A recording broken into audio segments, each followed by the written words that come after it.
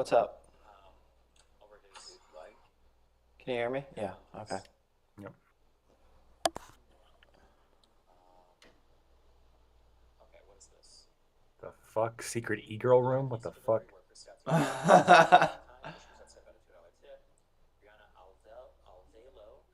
I'm here for it.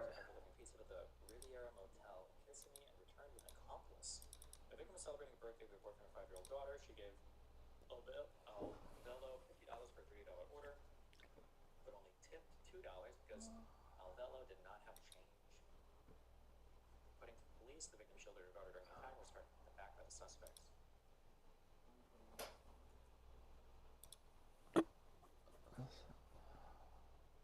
Why didn't she have change? You're a fucking delivery driver.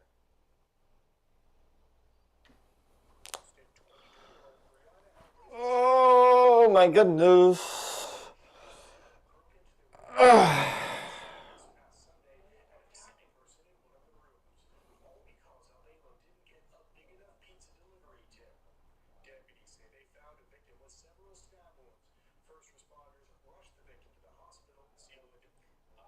Somebody in chat said this.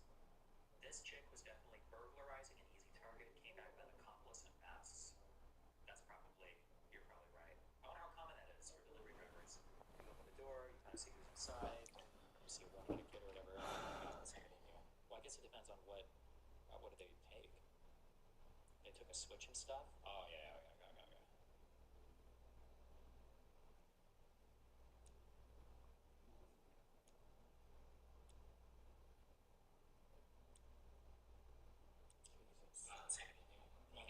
I love that X is just like openly that one of our largest media companies in the United States of America is just openly like a racist Nazi platform.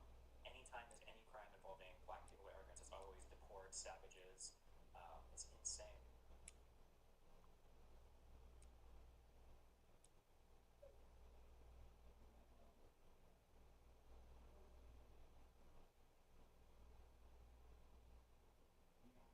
Wait, what? Hold on. This might be my inner American coming out, but looks like she already had 34 pizzas that day.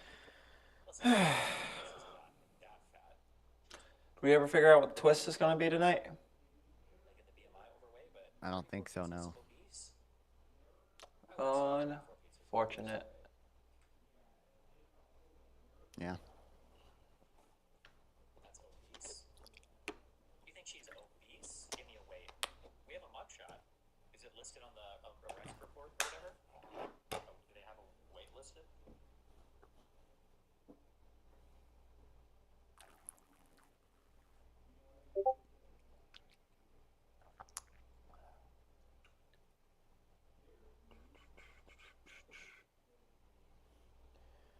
Do do do do do do do do do do do do.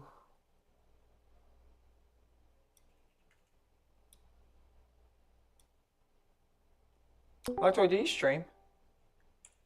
I do. What's up? Do you just stream your debates, or do you stream like regularly? Mostly just my debates. Oh. I work a full-time job. Same. So.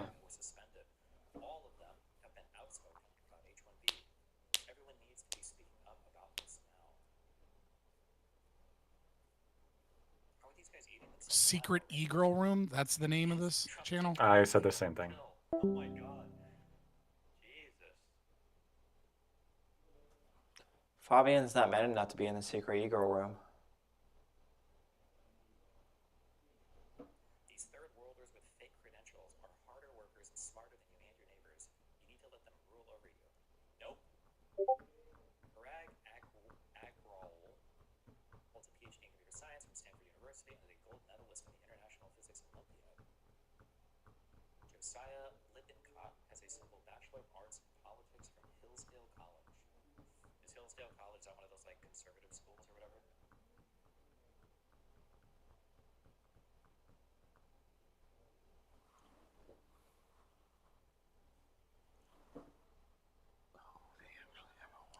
Odds on how long till Trump breaks up with Elon? I don't know. Has Trump made a statement about this like H1B shit? I would imagine Trump would be massively in favor of it, but I'm not sure. There we go. I like clicked the prompt. It was like no one is in the voice chat. And then when I clicked it, it took me back to the other channel. He does like construction, so maybe that's an immigrants, but it's not like random like constructing houses or roofing. It's like commercial construction, and I don't know how many. I think there's still a lot of immigrants that work on that, but those aren't H-1B immigrants generally. Probably those are just. Can you guys hear me? Are y'all excited, boy? Yeah, we can hear you. Oh, so excited. All right, cool. Good. Yeah, I'm excited to have a fun time. I'm excited for fun times as well. This has been a little bit more of a bitch to organize than I thought it would be. But good things come to those. Now you know why I don't fucking do panels. I've Yeah, done, like, I mean, two of them, and I'm like, fuck this. yeah, it's easy enough to schedule, or like maybe one panel a week. It's a whole different animal. I don't know how Wick does a panel every day. Like that shit. This is never gonna be me, folks. If y'all ever expect it to be me, just go ahead and throw that, absolve yourself of that notion. All the cancellations and craziness, I could never. Yeah, and I'm a little bit worried with this tournament format. I think season way I can handle that differently, but we'll see how this tournament thing goes. But on that note, I am excited here. Let me switch my thing over. Did we switch over? Perfect. All right, ladies and gentlemen.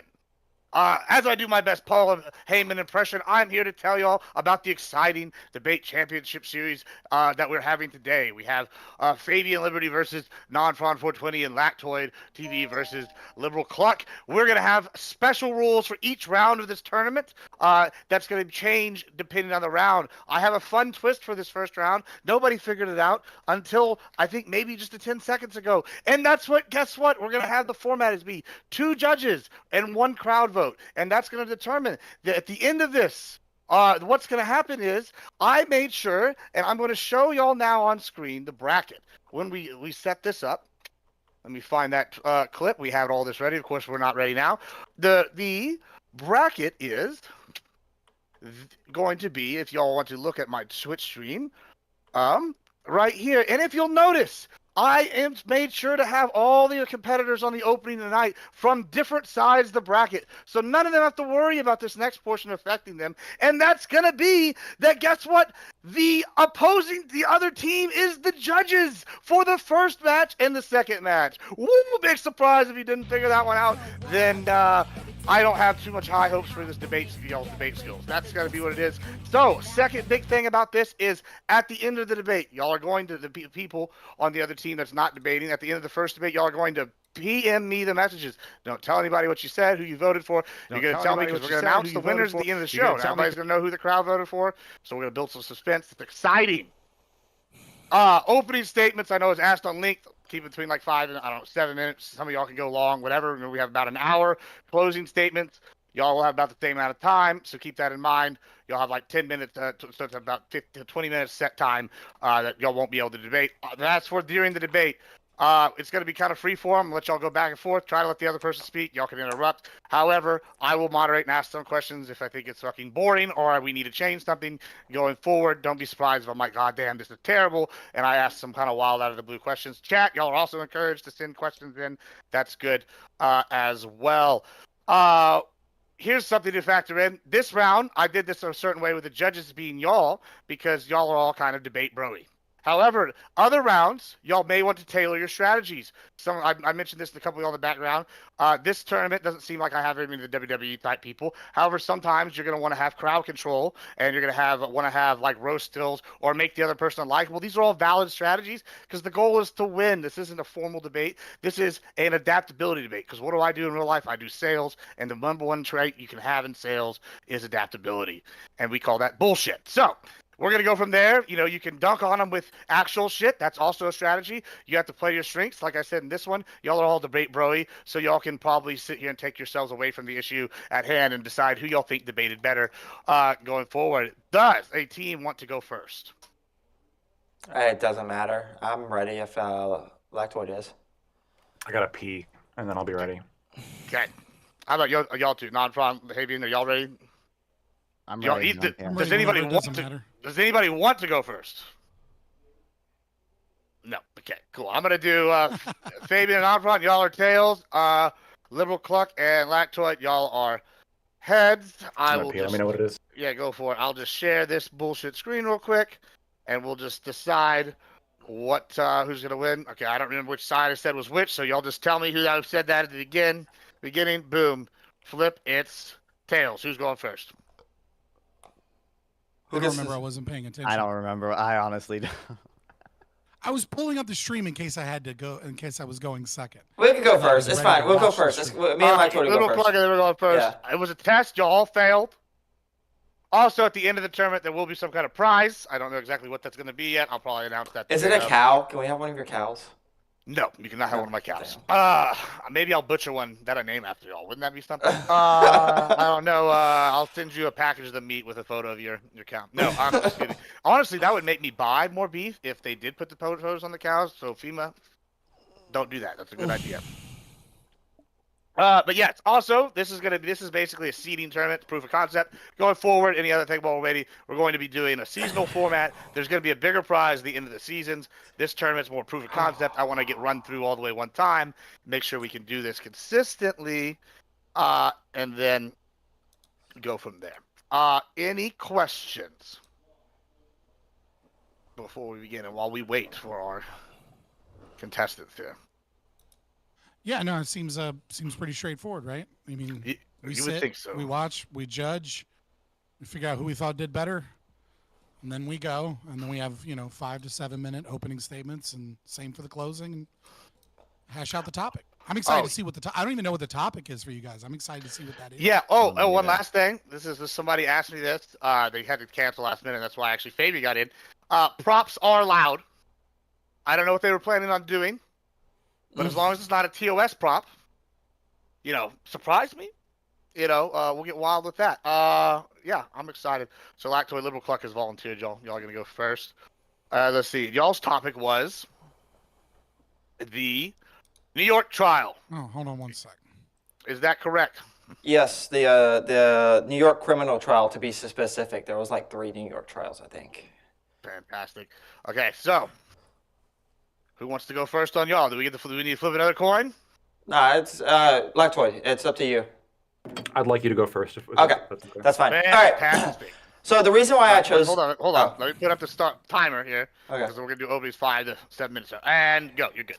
The reason why I chose this topic is because I think that the New York criminal trial is the least consequential of all of the indictments that he has. I don't really know too much about the Georgia trial, so that one could have been less consequential, or at least not as strong. But I still think that the evidence is there to prove that he did the thing that they were accusing him of. And Lactoid seemed to be under the impression in our last debate that the Hunter Biden trial wasn't political because Hunter Biden actually did the thing that they were accusing them of.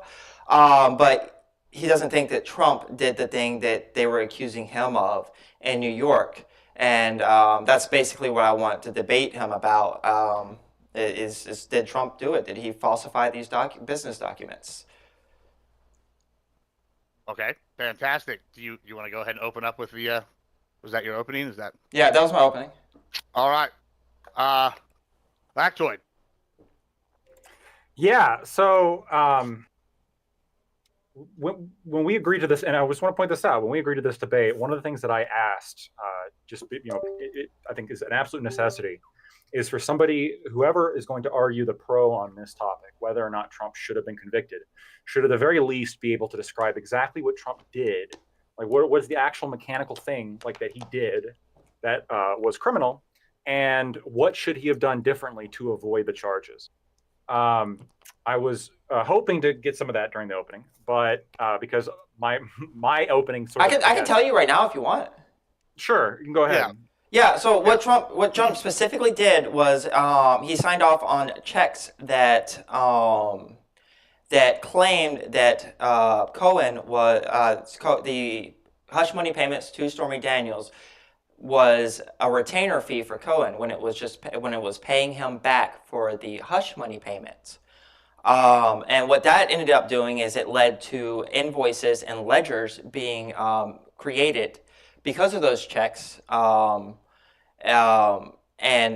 that also had the same false information. So you ended up with 34 of these falsified checks, falsified ledgers, falsified invoices, which are business documents. And in the state of New York, you can't put false information on business documents. That's a crime. And do you know the thing that turned it from a alleged misdemeanor to a felony? Yes, there was actually three possibilities that Alvin Bragg came up with. Four, but the judge threw one out. So let me find that real quick. Tax fraud, um, FECA violation, which is the federal election violation, and New York election law, which was the big one that Alvin Bragg really harped on. Said that it was essential to his, it was the most essential one to his case. And the law specifically is 17-152. Okay, fantastic. Lactoid. All Gonna right. open So it up now, yeah. Oh, I do apologize for not getting this to you sooner. I really should have. That's my bad. Yeah, that's fine. Move on. Lactoid, you want to do your opening now? Are you ready? For yeah, that? no, that's good. I'd like to get the opening. There's some facts of what was said just now that are correct, and some that aren't, and also some that require some critical context. So the actual convictions, 34 felony counts that Trump was convicted of, is falsification of business records, which is normally a misdemeanor, just to be clear. That was well past the statute of limitations. But you can turn it into a felony, and which has a longer statute of limitations, if it's done to commit some other crime, right? So if you falsify business records without the intention of doing some other crime, like falsifying in order to do some other crime, like the other crime being the end goal, right? If you don't do that, then it's just a misdemeanor. And there's no way that Bragg could have gone after Donald Trump for those for 34 misdemeanors, because the statute of limitations had been long gone. So the theory was, well, actually, we're going to extend the statute of limitations by alleging that they're felonies. That way we can charge them. And the theory behind charging them as felonies was, well, the law allows us to charge them as felonies if they're done with the intention of committing some other crime. Now, what other crime was Donald Trump allegedly doing by sending hush money? Well, there's as was mentioned, there's three theories, two of which I have the exact same response for, but one is violation of FICA, as was just mentioned, specifically federal campaign finance law, New York election law, 2016 election interference, and tax fraud. And when asked to specify which exact crime that Trump actually falsified business records in order to commit, Bragg said he didn't have to specify, and the judge agreed that you didn't actually have to specify which of the three alleged crimes that Donald Trump falsified the business records in order to commit. My allegation here is that all three of these utterly fail, and the reasons are pretty straightforward. So when Trump made the payments to Cohen, they were for legal expenses. Now, I'll tell you, legal expenses is a wide variety of things. Reimbursing somebody for legal expenses can be not only for legal defense work, for the actual hourly rate, but it could also be for expenditures for a mediator, expenditures for some other third party, like a transcript, in order to order like a court transcript. There's all sorts of things that can be fall under legal services, and it's not abnormal for attorneys to front certain bills first. And so there's a couple assumptions we have to make here. We have to make the assumption that Donald Trump knew exactly what these payments for legal services were. Now, if he didn't know, then you obviously can't argue that he had the intent of falsifying this to commit further crimes. So the only, and by the way, it's unclear exactly if he knew for sure, but we have to obviously roll with the assumption that he did, and the jury obviously thought so. So if we're rolling with the assumption that he did, it means that Donald Trump knew exactly what these bills were for, and he intentionally gave Cohen money to pay for the hush money payments that were made to Stormy Daniels. The reason why it's not tax fraud, or the reason why the business transaction falsification wasn't done with the intent of tax fraud, is because he wound up paying more in taxes because of this. When you make payments to your lawyer, that income is taxable. And so if he just simply made it by himself, wouldn't be taxable. The idea that he did this with the intent to commit tax fraud just simply makes no sense and is incredible. When it comes to the federal finance violation and the New York election law, it's my allegation that the hush money payments were not done with the primary intent, the but-for intent as required by FICA standards, in order to influence the election, the 2016 election. What's my evidence for this? Well, it turns out that Michael Cohen had been trying to silence Stormy Daniels for several years prior to 2016. In fact, in May of 2011, Donald Trump said that he wasn't going to run for president, so he stopped running for president. And then later that year in October, Michael Cohen used his influence to shut down a story from Stormy Daniels that was going to be published in a magazine called The Dirty, meaning that the efforts to stop Stormy Daniels from talking about their affair happened significant period of time prior to the 2016 election and prior to Donald Trump even announcing his candidacy.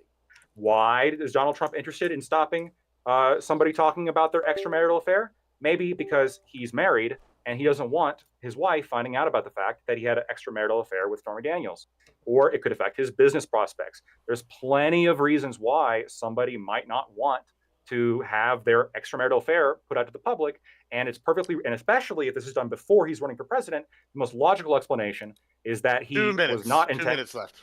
Okay, the most logical explanation was that he was not intending to shut up Stormy Daniels with hush money, which is perfectly legal, by the way, to shut up Stormy Daniels with hush money in order to influence the election. It most likely was done for a different reason, given the fact that he'd been doing it for years prior.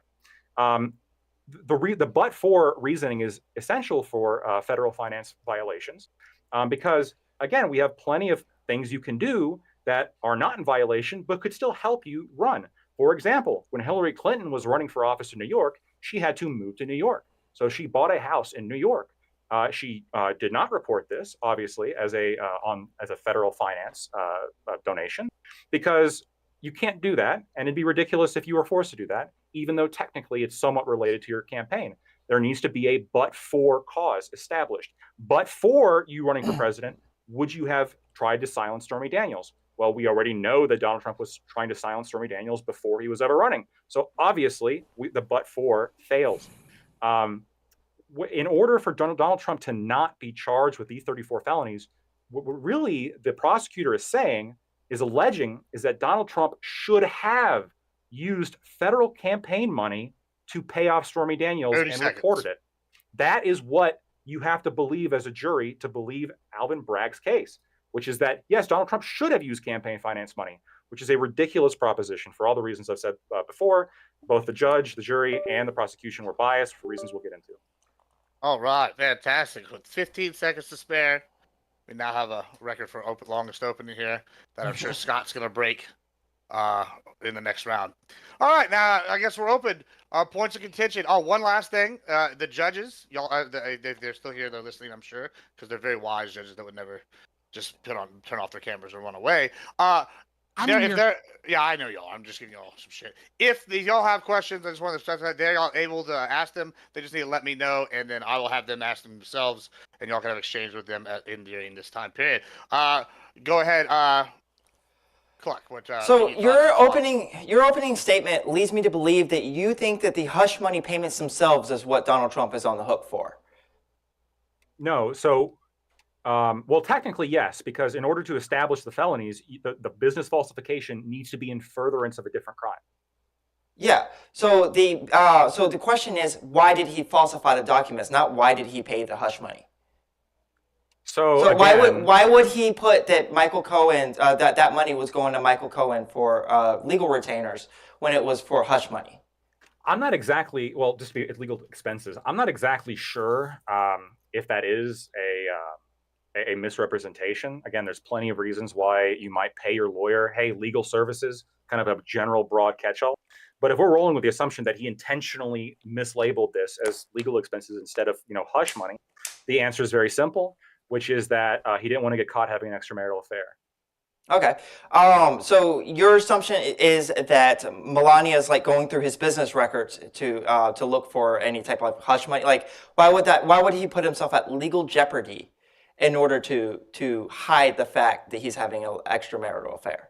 I think it's probably pretty clear that he didn't think that he would be in legal jeopardy because it's not illegal to pay hush money to cover up an Glad affair. to see you streaming. And RW. not only could Melania have gone through Glad to see you his streaming. personal records or his business records, but also Stormy Daniels, who, again, going back many years, at least until 2011, had already demonstrated a habit of trying to leak this for money. And so she gets a check saying hush money on it. You think that that's not going to help her in discrediting Donald Trump?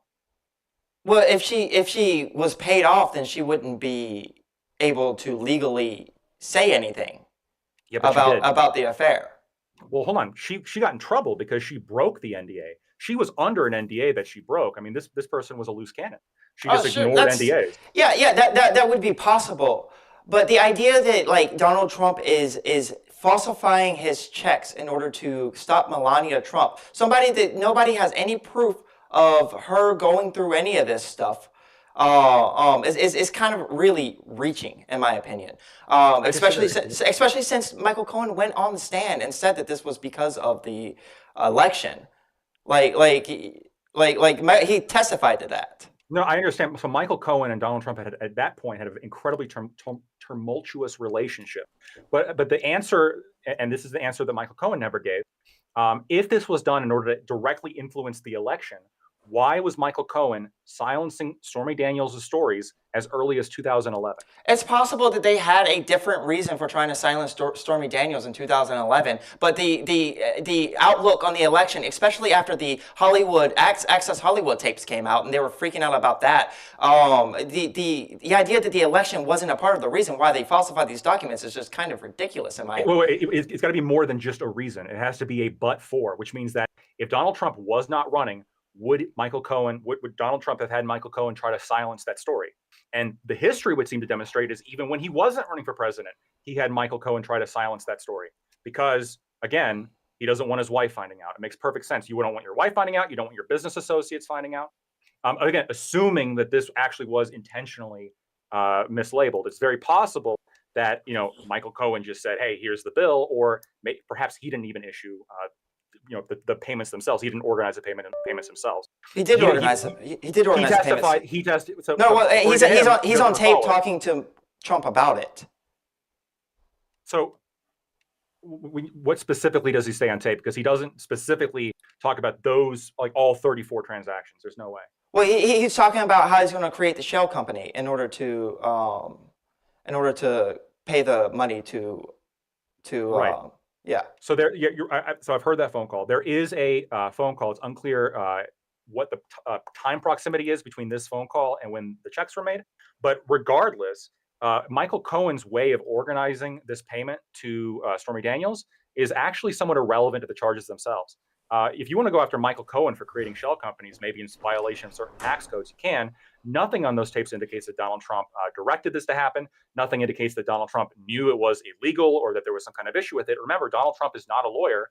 Michael Cohen is. If your lawyer is telling you this is how I'm going to organize the payment, a layperson, it's perfectly rational for them to say, okay, that makes sense. So so you do agree that Trump knows that Michael Cohen had taken out a mortgage on his house in order to pay Stormy Daniels off, and that he was signing over checks to Michael Cohen in order to make him whole. This was a quote from Trump: "Make him whole."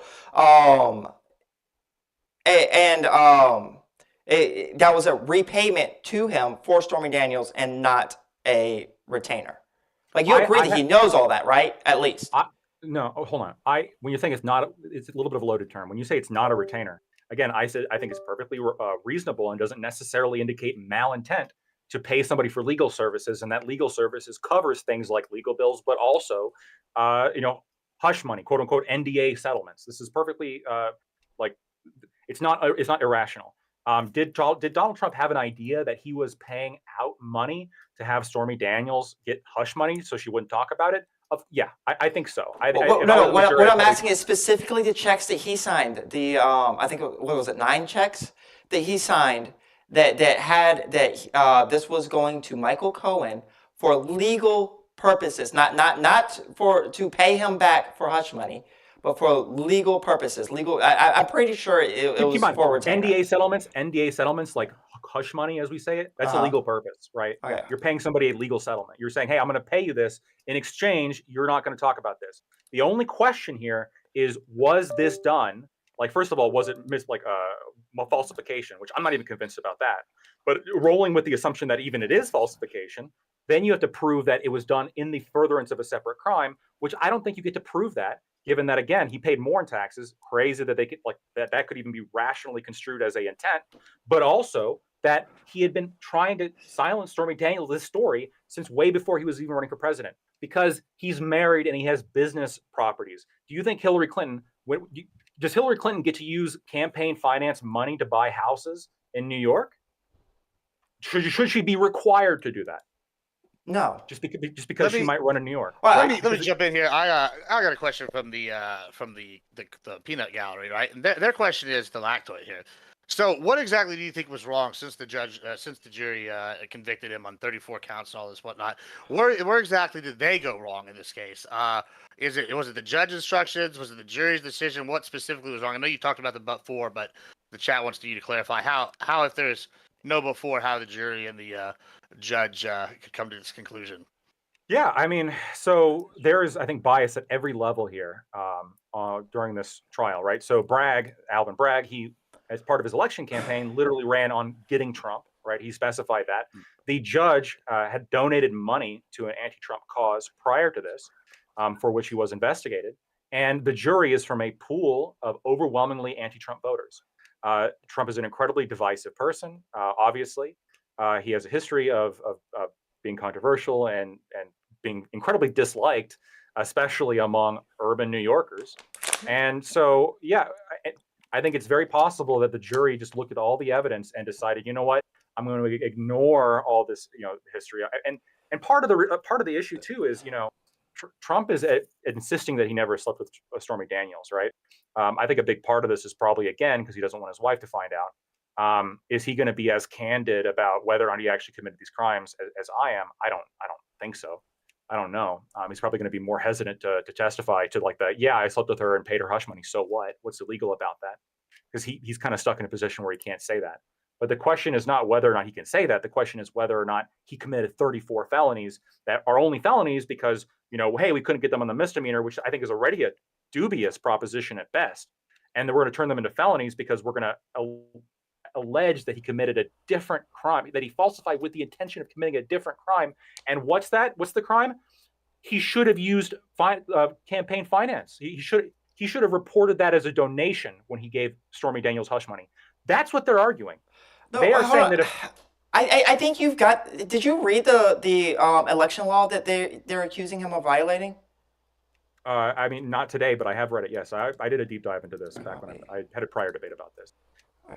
I know one thing Trust for me, a bro, fact. is his source. Just trust me, bro. I know one thing. I know one thing for a fact. Like the allegation of Bragg, in order to not have been charged with the felonies, at least according to two of the theories, was that Donald Trump should have logged the hush money payments to Stormy Daniels as campaign expenses. He should have made that public. That's what Alvin Bragg was saying that he should have done in order to avoid the felonies. All right, That's ridiculous. Can I read these laws out real quick? I mean, I'm a layman, Feel free to rebuttal. Yeah, Lactoid's a lawyer, so maybe he knows something about this. I don't, but it says a person is. This is the I think they call it object crime. It's the overall crime, the falsifying of the business records. A person is guilty of falsifying business records in the first degree when he commits the crime of falsifying business records in the second degree, and when his attempts to defraud includes an intent to commit another crime and aid or to aid or conceal the commission thereof. So, this isn't even I don't know. Maybe there's some reading in the word intent that means that it has to be a but-for, but that's not the way I read that law. It just says that if you falsify a business record. You're confused. I can clarify right now. When you're saying, so the intent is specifically to commit the other crime. The other crime, the allegation is campaign finance crime. And what makes campaign finance crime a crime, according to FICA standards, is if you're, but for you running, this expense would have never been logged. Well, So, no, no. like, So for- this law says it includes the intent. It doesn't say that you have to have that as the sole intent. No, you have to commit the falsification of business records if you do the falsification of business records with the intent of doing another No, crime. it includes the intent to so No, you it has intend to to be. You have to do it defraud with the intent. with his intent to defraud includes an intent to commit another crime. So even if like you're falsifying these business records and this other crime that you're going to be using these falsified business records isn't the sole reason why you're falsifying these business records, this still can count. No. But in order for that other thing to be a crime, according to FICA standards, the falsification or the violation of campaign finance, this is a but-for standard. So Well, you're But mixing we're not up the talking about steps. FICA. We're talking about the New York statute that he because was indicted under. Look here.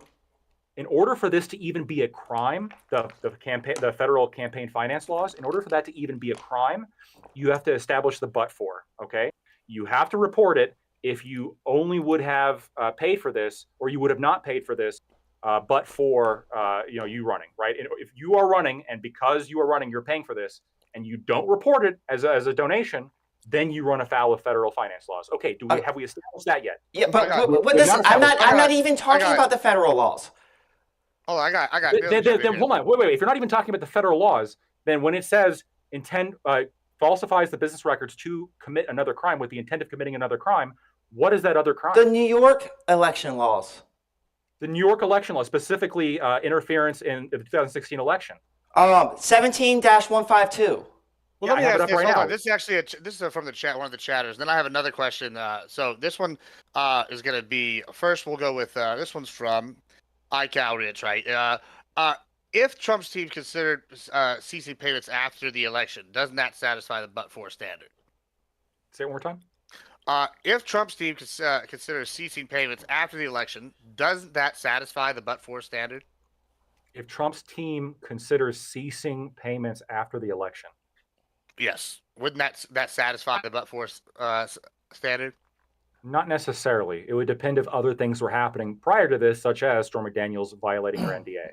What? All right. So perfect. That leaves it. I'm gonna let you answer this as well, Liberal Collect. That question, but also I have a second question. This is from I think Fabian's chat here. If you knew that Trump was falsely convicted by a biased jury, what evidence would convince you to call Trump innocent? I think this ties to the first question for you. Like, what do you, would you consider that the but-for satisfactory, and then what, in the second question as well. Regardless of whether the jury biases, the fact that he signed those checks and that led to the falsifying of false business records to be maintained by the Trump organization, and he signed those checks, there would have to be some sort of proof that the election wasn't a part of the reason why he signed those checks for me to think maybe he might be innocent. And I would have to just look into the other two underlying crimes that Alvin Bragg came up with to see if that was if there's anything to that. And then I would say that he's innocent of the felony, but he's still definitely guilty of the misdemeanor. If he's innocent of the felony, you can't go. The statute of limitations had come up on that. But I don't even you would have to. There'd have to be some kind of proof that the election wasn't his concern when he wasn't concerned about the election when he was signing when he was falsifying those checks. So let me ask you a question. In 2011, in May he dropped out, and then in October of 2011, Cohen silenced Stormy Daniels' story by threatening to sue the magazine The Dirty. Why did Trump and Michael Cohen try to silence Stormy Daniels in October of 2011? There's probably plenty of reasons why he tried to silence Stormy Daniels in 2011. What I'm saying is that when he tried to silence Stormy Daniels in 2015, the election was a part of the reason. Hold on. So you're saying that there are reasons for why they tried to silence Stormy Daniels in 2011. Yes. Were those reasons still present prior to the 2016 election? Probably, yeah. It could have been. Yeah, it's possible. Okay. It's definitely possible.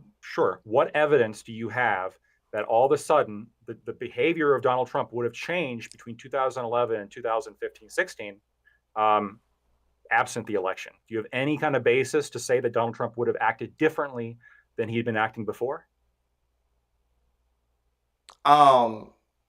I don't know. Would he have falsified records back then? Possibly, yeah. So we Okay, don't. But the law. So we don't know that it was Wait, specifically to violate finance law. But none of these laws. Election campaign None of these finance laws. Hold on. None of these laws say that there can't be other reasons. When you say it can't be other reasons, what are you talking about? Like you're saying, well, because he had other reasons where he could have been done his actions, then the election doesn't have anything to do with it. Hold on. So this is why the but-for standard is so important. If I take a shower and then I go to like campaign, should I be forced to log my water bill as a campaign expense? No, because there's all sorts of reasons why I shower. And I'm going to shower regardless of whether or not I'm running. So I can't say, but for the election, I wouldn't shower. The question here is, if Donald Trump wasn't running for president, would he still have paid off Stormy Daniels? And the only evidence we have of Donald Trump potentially doing this would be that he has done it in the past when he wasn't running for president. There is a history here of him trying to stop Stormy Daniels from coming out with this story. And so if there's no reason, there's no change in circumstances here in terms of other considerations, why in 2011, between 2011 and 2015-16, I think it's pretty clear that the burden of proof, because again, it's criminal, you got to prove that he's guilty beyond a reasonable doubt. I think that the proof here is incredibly insufficient. It's very likely, it's very probable, in fact, that even if Donald Trump wasn't running for president, he still would have had Michael Cohen try to silence the story in 2015 and 16. Him having Michael Cohen try to silence the story in 2015, 2016 isn't the crime here. Him falsifying the checks is the crime.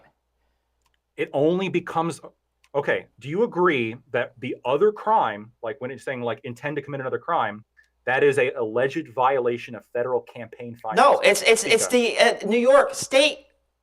Well, there's three theories, so I'm knocking them down one by one, okay? Okay, but let's start with the one that Bragg said was his most important one, which is the New York State one. Mm-hmm. And so we're talking about the New York State one? Yes. When he's saying influence the 2016 election. So wait, hold on. I can read the law. How is he saying that's influencing the 2016 election? I'll read the law.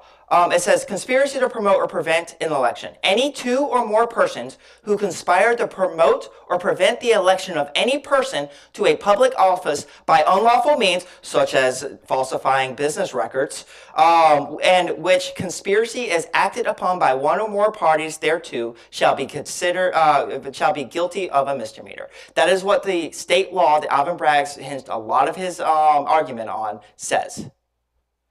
Yeah, I added the part about the business records just in case you didn't get that. So I understand you put that in there, but again, the argument fits with both. The underlying allegation is the same between the federal campaign finance allegation and the violation of New York State campaign, like election laws. The allegation is that this was done with the intention of influencing the presidential election campaign. Mm-hmm. What is your evidence of this? Because he was doing this before he ran for president. Isn't it possible that he would have been doing this entirely independently of the fact that he was running for president, considering that's what he did in 2011? It's possible he could have committed crimes even though he wasn't running off for president, yes. But it wouldn't, hold on, okay, but it wouldn't be a crime, because you agree paying hush money is not a crime. It's not paying hush money, it's falsifying the documents. No, I know, but just again, walk with me.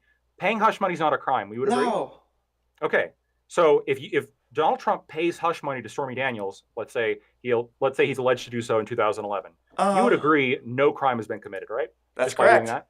Okay, so if he's silencing the story in 2011, and then he's doing the same thing in 2015 and 16, how could you allege that he's doing that because of some interest in the election, if he's doing that before he even ran? Well, for one, it's the falsifying of the business records that's the issue. The thing he was indicted on is not paying Stormy Daniels hush money. Wait, please. Let's just, okay, for the sake of the argument, even though I'm not conceding this, let's just assume that he falsified the business records. Let's just assume it's obvious. Yes, he falsified. When he wrote legal expenses, he was like, I know I should be categorizing this as something else, but I'm not. Let's just say that's the case, okay? Mm-hmm.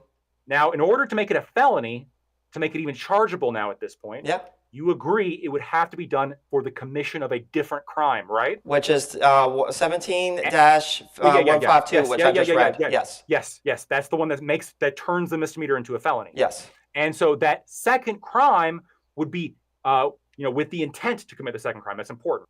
And so the intent here is to unlawfully influence the 2016 election. How can you prove that he was trying to influence the 2016 election with this decision to pay hush money if he'd been already trying to silence Stormy Daniels since 2011? It seems like his interest in silencing Stormy Daniels is independent from the fact that he was running for president in 2016, because he's been trying to silence her since 2011. His interest in silencing Stormy Daniels and falsifying the business records, like that's the thing that we're on here. It includes his 2016 election, which was testified to in court. Do you think it's possible? Give me, please. Do you think it's possible that Donald Trump, when he was making the payments, the hush money payments to Stormy Daniels, that the purpose of this, much like the purpose was in 2011 to try to silence Stormy Daniels, was to protect Donald Trump's reputation, wholly independent of the fact that he was a presidential candidate? Not in 2016, no. Oh, in 2000, I think because he was running for president, and because the idea that his actions were not influenced by that is ridiculous. Let me just. They were influenced by that in 2011. Hold on, I want to ask a question here, just to clarify, because I'm just a little confused. So this took place, from what I understand, right, is 2011. Is that what y'all are saying? The original sleeping with hush money stuff. Is that correct? 2006, I think, is when the thing 2006 actually happened. So and then the 2011 was when this was what date exactly? What was that? It was in May of 2011 that Donald Trump said he was stepping down. He wasn't going to run anymore. I think it was May. It may have been March. Started with 2011. 2011, and then it was October of 2011 that quote Daniel's agent Gina Rodriguez leaked the story to the gossip blog The Dirty in October, and then the post was taken down following threatening letters from Trump's lawyers, aka Michael Cohen.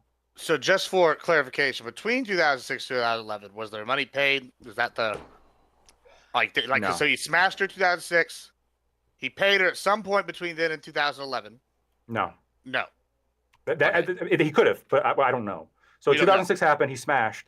Then in 2011, the story's going to get leaked to a gossip blog.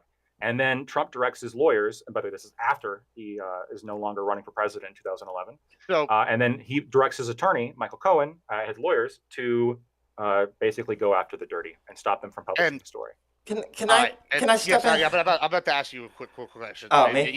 Yeah, it's about to go to you. This because I'm trying to clarify for something for the audience. So I guess my question is, right? So if you agree to those facts, and you can dispute them whenever it comes to you, or it seems to be like if he was sleeping with someone in 2006, and between then and 2011 there was an NDA assigned or something along those lines, and possibly payments made or whatever, and then she's going to leak it.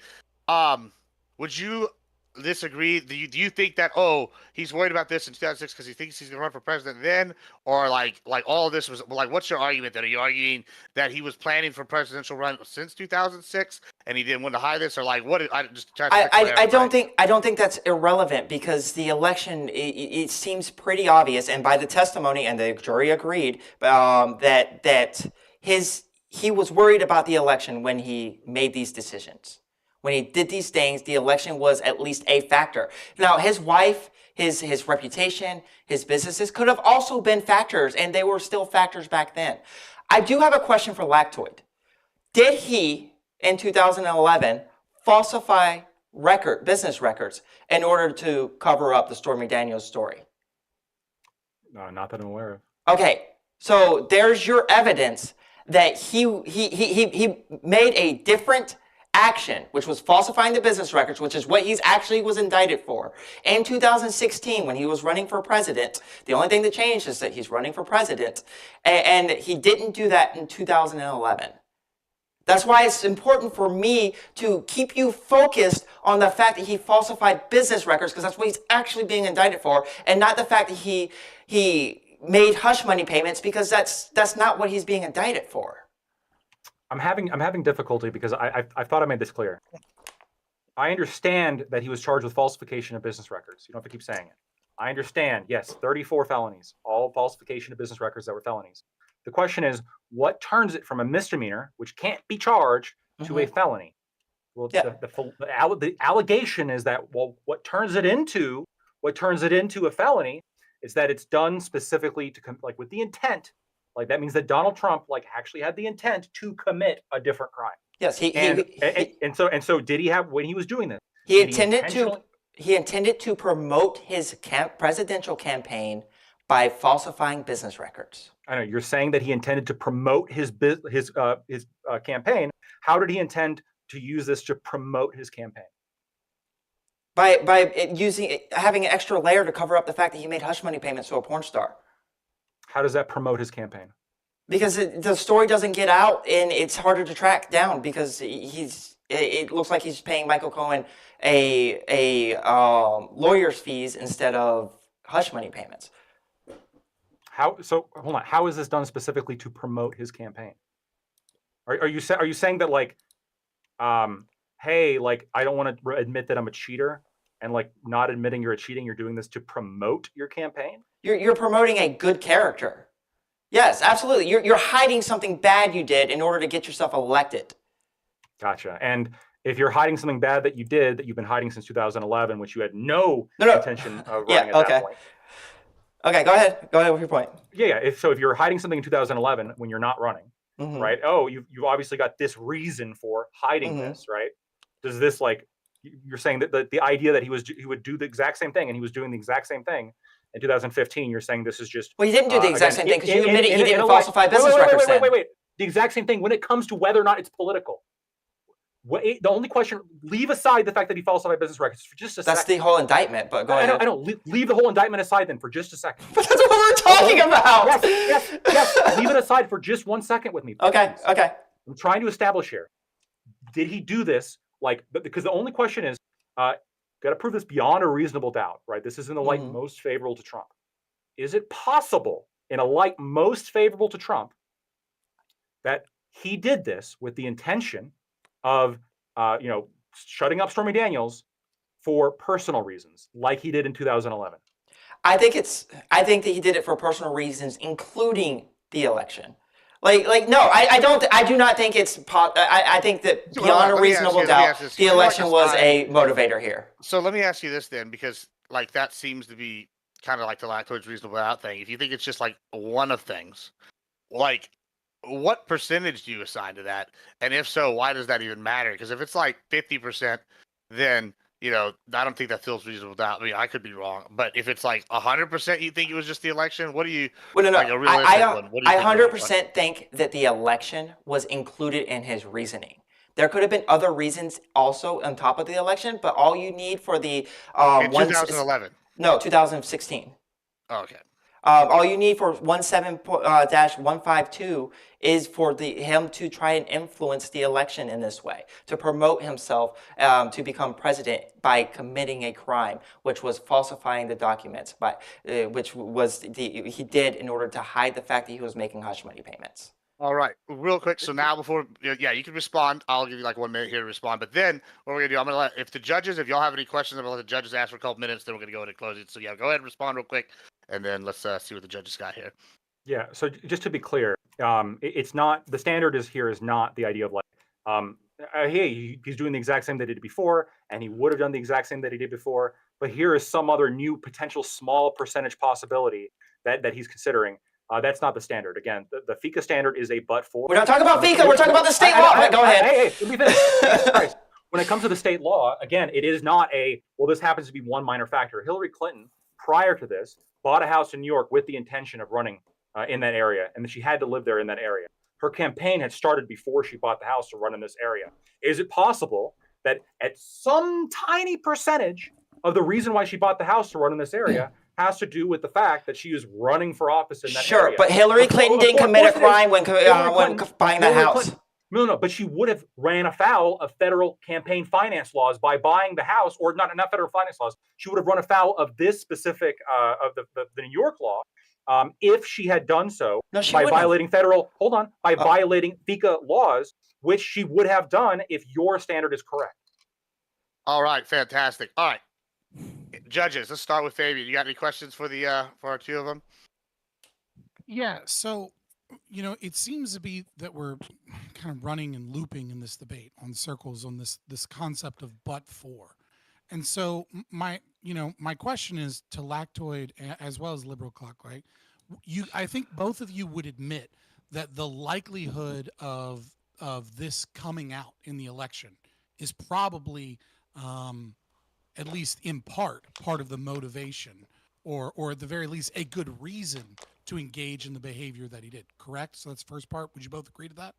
That it's a good reason at the very least to try and hide a potential scandal in the midst of a political election. Sure. Yeah, I 100% think that was a part of the reason. Well, you think it's the majority reason, right? Yeah, so probably. When we're discussing the concept of but for, right? The natural follow up here is, if he wasn't electing, if he wasn't in the midst of an election, would this have occurred? And it seems like Lactoid is trying to establish that this would have occurred because he did it in the past.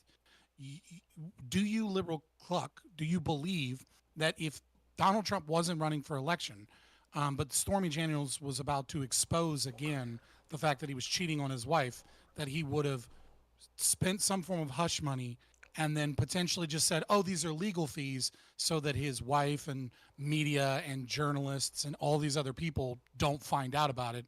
And then Yeah, I don't think he would have falsified the documents because he didn't do that in the past. We don't have any reason to believe that he would have done it in 2016, but for the election. Do we have the check that was signed in 2011? Yes, we do. And No, 2011, I don't know. And it says this is Stormy Daniels' hush money, or does Oh, I don't know, but it wouldn't be my responsibility to provide that because that's not a part of my argument. I mean, if you were arguing the case, it would be. But fair enough. I'm just, you saying that he didn't do that, so it is part of your argument because your argument states. Well, he no, did not do that in Lactoid said 2011, that he but you don't doesn't know. believe he did that. Like that was what my opponent said. I believe he said that he doesn't believe he falsified business records, so which he there's- also doesn't believe about 2016. So just, I'm not trying to be an asshole, right? Like, Well, you can't use that argument. Questions, yeah. Yeah. If we got the check from 2011, right? Mm-hmm. And it said lawyers' fees, would you be like, fuck it, he's innocent, or not? I would say that the but-for argument would hold more water than it does Fair right enough. now. That's my question. Fair enough. Okay. Non-fun 420. Go ahead, Bubba. Yeah, I guess. So do we need to, in order for there to be a criminal conviction, do we need to prove the but for intent beyond a reasonable doubt? It doesn't. By the way, the laws will work. The written, it doesn't seem like the but-for is even relevant in my opinion. But Lactoid's a lawyer, so he might. I know this is non-funds, but do we agree that reasonable doubt is the standard for a criminal conviction? Oh yeah, beyond a reasonable doubt. Yeah. But like. Okay. The idea that he committing this crime, it wouldn't be a crime because he would have done it in 2011 without the election. Like it doesn't seem like it would be. It doesn't seem like the way this law is written. Okay. But then maybe there's some kind of jurisprudence that says that about this law that wasn't provided in this debate. I don't know. Hold on. There is no jurisprudence. Okay. This is a novel case. This has been charged against Trump in this situation and nobody else. Right? So 17-152 has never been charged against anybody? Not in this way. Has it ever been like there's got to be? I don't know. I don't know. Okay, it's possible that it was charged in some other potential situation, but it never has it been the case where there's been 34 misdemeanors that are been specifically moved up to felonies to get past the statute of limitations, with the theories here being that the falsification of business records was, having to do with this kind of like melding with election law. This is a entirely novel situation. I would imagine not many people. I would imagine, but real quick, I would imagine. Can I say something? Hold on, let him finish. I'm in the middle sentence, and then you can say something. Okay. Again, like I hate to feel like I'm looping here a little bit, right? But the point that I'm trying to like really hammer home here is that but for is critical to establish any kind of campaign, any kind of actual felony here, because otherwise you fall into like complete absurdity, right? Can you imagine if, let's say, Donald Trump writes a check to his water company when he took a shower before he went out on stage? Did he and the bill and it doesn't specify, the check doesn't specify, it just says like to water company, it doesn't specify what the check is for, and the water company cashes the check. Did he falsify that business record in order to influence the election by making sure that he was scrubbed clean and like looked good and looked fresh for the cameras? There is something important to point out here is that these weren't just like personal checks from Donald Trump's. The falsified records were a part of the Trump organization. They were not part of the campaign.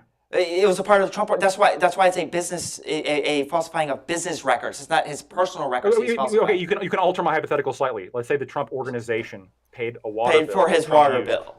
Yeah, which by the way, Trump organization, which Trump owns. Non-fraud. Does this answer your question, or do you have a? You can go if you have another one. Feel free to jump on that. I mean, I got my answer from Liberal Cluck. He doesn't think it's relevant. But Lactoid, I'm curious. Do you think that we need to prove the but for beyond a reasonable doubt in order to get the conviction? I do. I think that you have to prove Okay. the but for. I think that the argument as to, I think that the taxing is ridiculous. The FICA violation, I think that's the one that I think you'd really have to prove, like the but for.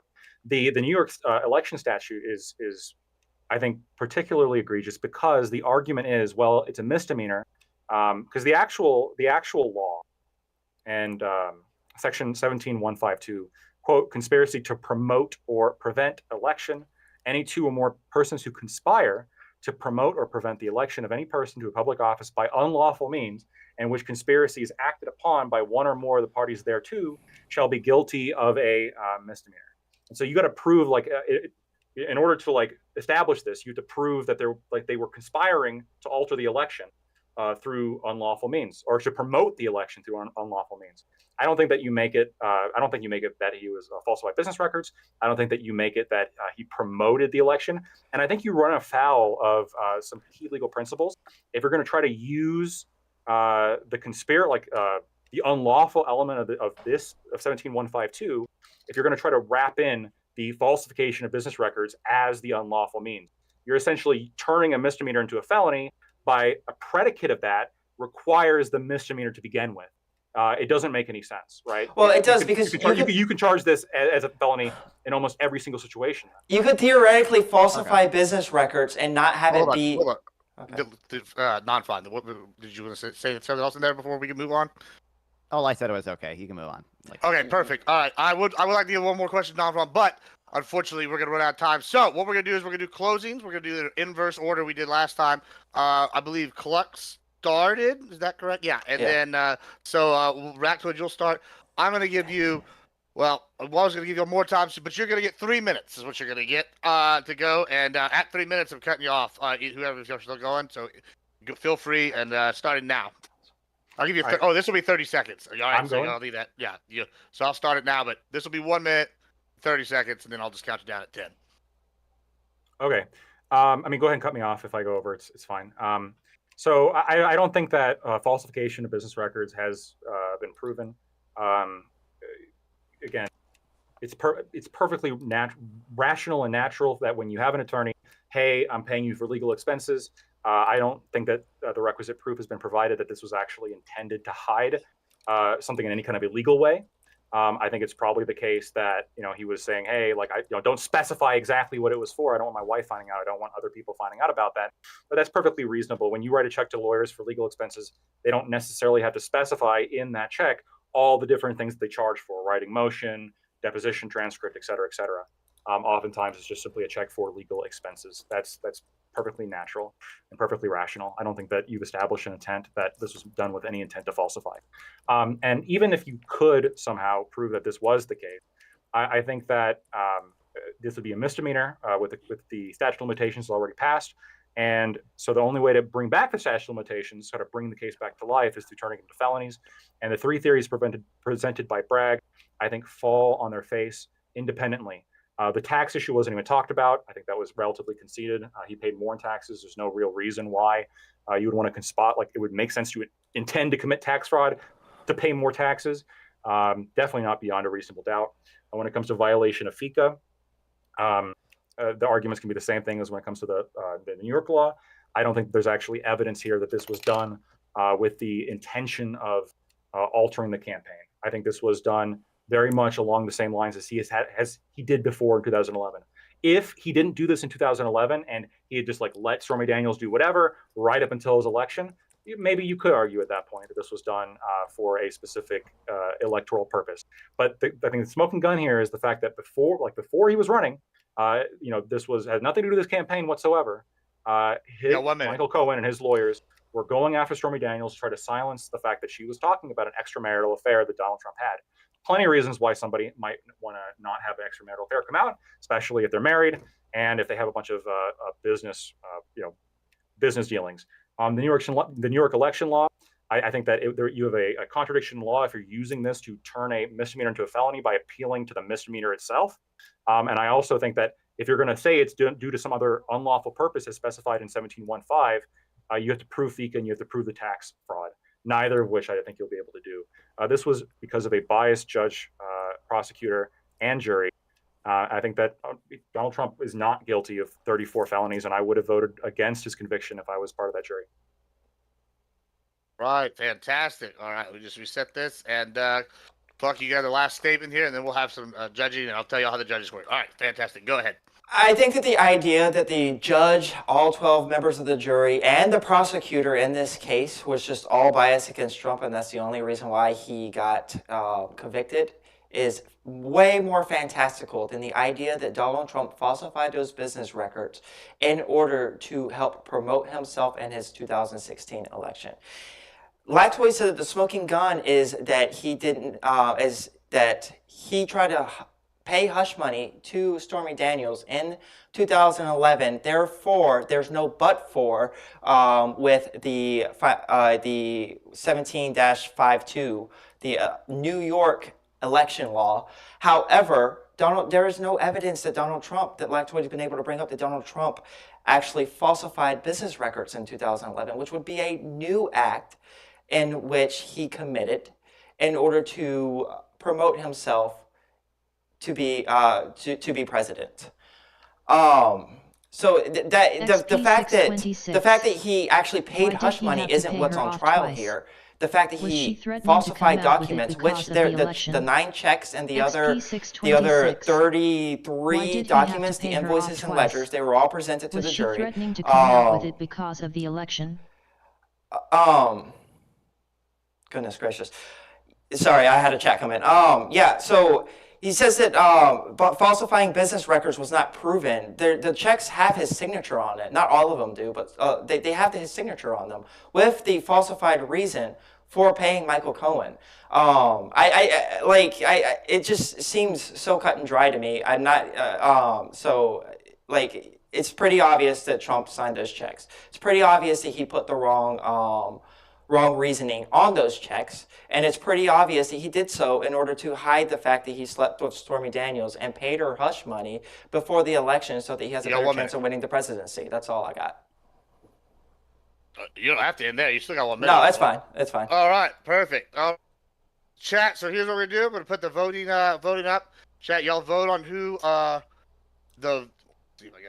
who won. Real simple there. The judges in here. All right, y'all DM me each who y'all think won, and then we'll announce at the end of the show. I have no idea why he had to pay her twice. The other debate, which is going to be that's weird to me. Is healthcare human right with our boys? Thank you, Lactoid TV, and thank you, Liberal Cluck, for being the very first one. Maybe in many years when we're all rich and famous, y'all will be able to look back on this day and say y'all were the first ones in the inaugural tournament with pride. Or we can laugh at you. I don't know. We'll see. Always got to be a first winner and loser. So anyway, moving on. Thank you all so much for being here. Shout out y'all's channels while we wait before we switch over. Tell us what you are, what you do. Oh yeah, I'm Liberal Clock on Kick and YouTube. Lactoid, thank you so much for debating me. It was fun. Yeah. No, thank you for talking. I'm Lactoid TV. You can find me on Twitch, Twitter, and YouTube. All right, fantastic. All right, boys, y'all ready to judge? I'm excited to hear. Y'all, as like before, y'all be thinking of questions. If y'all can chat, if y'all have questions, send them in. I try to get them in if I think they're good, unless they were answered or something. Sometimes that happens too. Perfect. So thank y'all so much. Once again, we'll announce the winners at the end. Y'all two get ready to judge now. If y'all want to turn off your cams, that'd be fantastic. Or you can stay in here. I don't really give a shit. And look I don't know, menacing to more people. That's always good. Stare them in the eyes. Let them know that you're judging them. Either one's fine with me. All right, fantastic. Who wants to start here? Do we want to do a coin flip? It doesn't matter to me because I wrote an opening statement because that's yes, what you yes. should do. Mm-hmm. So if non-fun, did you write an opening statement? Because if not, it might be I wrote easier for you. Yeah, I did write one. It's perfect. Okay, well shorter then than we'll do yours. coin Then flip. we're just gonna do coin flip. Fabian, you're gonna be tails. Oh, I just had a voice crack. Woo! And then non-fun, you're gonna be heads. All right. So somebody remember what I just said because I'm sure my ADHD will make it forget. It's tails. So Fabian, you're going first here. Wow, I didn't forget. I'm proud of myself. Much better than the first time we did this. All right, go All right, ahead. let me just You make got sure. between 5 to 7 minutes would be the optimum. If you go over 7, I'm cutting you off. All right, fair enough. Healthcare is not a human right. To claim so is a claim that contradictions are true, as healthcare requires the labor and resources of other people, and if it is indeed a right, it is a right or entitlement that infringes upon the liberty of others, or a positive right. Positive rights are not a freedom or liberty, but instead imposed upon others with violence. In other words, for healthcare to be a, quote, right, you must deny the right of bodily autonomy, property rights, freedom of association, and for individuals to negotiate wages and prices for their skills, labor, and property. If healthcare and positive rights are to be justified, one must claim that men do not have liberty to act according to their own volition and may be forced into slavery for the greater good. Thus, the claim that healthcare is a human right is a claim that might makes right and is a contradiction with human rights. If enough people collectively decide that you have too much money, they can steal it at any point of a gun, and then turn those same guns on hospitals, doctors, nurses, and more to force them into servicing those that they do not wish to treat, force them to cut costs, force them to divest in research, and force them to set their prices. The concept that healthcare is a human right is not based on logic or inalienable rights, rather it is based on using violence for presumed outcomes. It is consequentialist nonsense that attempts to run from the fact that their position is that the power of politicians and guns make what is right and wrong. But the devil is in the details, and the devil deserves his due. Most people can agree that healthcare is expensive, that many lose in the game of life, unable to afford basic care they need to thrive. How ought we deal with this reality? At first, a small tax increase to subsidize care, or better yet, doing away with the capitalistic healthcare system that preys on those without the funds to fight Hey, insurance RW, I don't know claims, if you're still and in that here, uses but a thanks profit model for on a stopping good that is by essentially chat. infinitely elastic is a good idea. After all, it's not like you can If shop you are, around tell for me the how you cheapest think I surgeon did. with the best Google reviews to remove a bullet I from try your not to get lung. too animated, The but violent holy crap. consequentialists that believe It's so might makes hard right for will me. argue the system is broken and we ought to sacrifice a portion of our wages and property to gain access to affordable health care and to subsidize those less fortunate so that they can have the opportunity to recover from their ailments and become productive members of society and our economy, all leading to a more productive and moral society. Everyone benefits from this. It's a nice sentiment if you ignore Also, the like axioms and even a better gosh, the fantasy. way I worded First, things. I'll acknowledge our healthcare system is broken. It is far too socialist, a Frankenstein's monster. Healthcare used to be private enterprise of family doctors who catered to Like the rich. Lactoid, But I with mean, the he's a advent of the lawyer. Industrial Revolution, many workers soon banded together to form the lodge system. These disgusting working class people began to form Like collective Lactoid's a associations lawyer, that paid for so doctor services and negotiated wages with the powerful elite. like So the he's AMA able was to do created the in like cool, 1847 to calm, fight this collective influence. And since thought 1910, process, has been a able to put his words pseudo-government together a lot better organization than I leading am. the graduation of medical professionals in America. I could Healthcare is probably the most I could regulated probably industry in America, from the like FDA, do it CMS, well HHS, against NIH, a state normal boards, person Joint Commission, comparatively, OIG, but NPPD, and I don't on know. and on. I think Insurance companies performance-wise, are Lactoid forced to cap definitely profits, won. accept I think terminally ill that like patients, and still have a fiduciary responsibility to the very state-based pensions that just that like fund matters of the Medicare and Social facts. Security Like programs are too long he's and trying to complex say to that like there list needs to be a and but drive for, up but then costs admits to there's no no end. Hell, jurisprudence, which I hospitals wish I can't didn't even use that legally word be because built in most like states maybe without nobody in the audience really years-long knows what that certificate of means. I need just forms. learned it today. But Even though the American healthcare system is a mixed But and basically, regulated he market, admits it that there's still no offers lower prices, there's no theory superior of the outcomes, case and that requires innovation a but than for European-style socialized medicine. for that law. The Like he socialists admitted will that in argue the the ends debate. justify the means. But what are the And then he ends? tries to come No up one with a can predict the future, fantastical and the but choice to for violate human rights with the creation of socialized fantastical healthcare what should if never be based on you outcomes, price, or innovation. falsify a Nevertheless, business the record to socialists pay will your claim that water bill programs and like promotion the because you want NHS to are be clean for cheaper the than campaign. American healthcare, and thus save us all money. I was This is a trying lie. to on the State-owned fly. healthcare If I knew policies this highly but for influence shit the would have come academics, up, I government was officials, trying and to on the benefactors of the current fly system, come up with an i.e. analogy. the rich and powerful. It's like They often cite the price of healthcare instead of the actual cost. Insurance companies rarely pay the black book price. it's like if I possible murdered services. somebody in in fact, the only people who 2011. regularly pay the full price are you through Medicaid. And then I Furthermore, murder somebody in Cadillac health insurance plans 2016, medical and freedom I take mean their that money. union workers offer superior Am I healthcare not plans in on private hospitals, the? and millionaires No, I spend guess millions on that experimental analogy doesn't work. interventions. The problem is Data I is don't again know scarce, any other but likely crimes well over $1 billion that in medical debt led to bankruptcy each year in America, with over that $220 billion in medical necessitates. debt existing in 2021, which is of course passed on to others who do pay.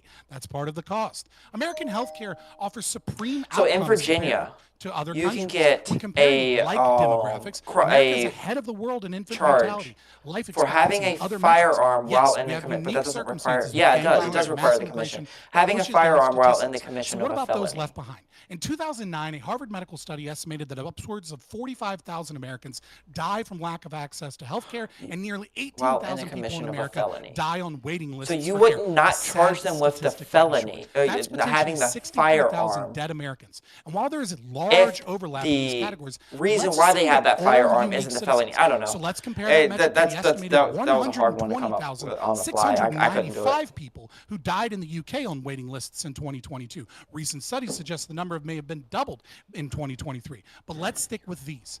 There are currently 67 million people living in the UK and 331 million people living in the US. This means that per capita rates of deaths from lack of insurance and death on waiting lists combined is over 9 times higher in the UK than in the US, even when we stretch the numbers to the highest possible estimates for the US and the lowest possible estimates for the UK. Even with our unique gun deaths and a country that is bordering on morbid obesity, you have over 9 times more likely to die from the NHS than you will be from the American healthcare system. I'll skip this next paragraph. We'll get into it later. In summary, healthcare is not a human right.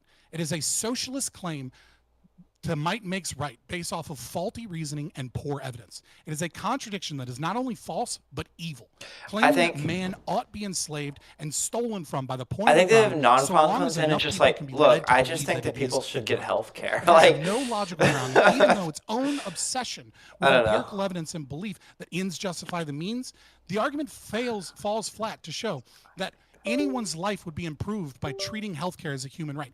Even if it were not a false statement to claim that healthcare is a human right, I would prefer to live in a country where some 9 times more people will die from poor care, ballooning national debt when we're already $37 trillion in debt, and a loss of innovation leading to countless future deaths. Healthcare is not a human right. All right. Actually, you were shorter than Lactoid. So I lied. Lactoid's still longer. All right. Let me just reset this here, and whenever you're ready, go ahead.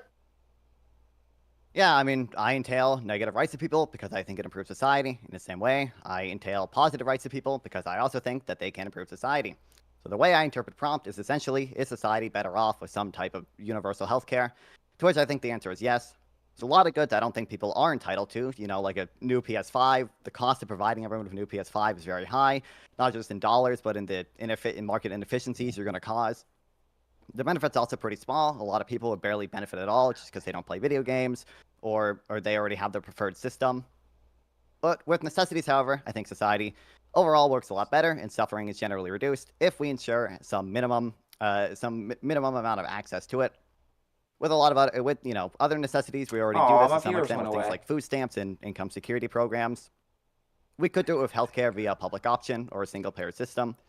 Ensuring equitable access to healthcare, it's something I'm willing to pay some price for in terms of market inefficiencies.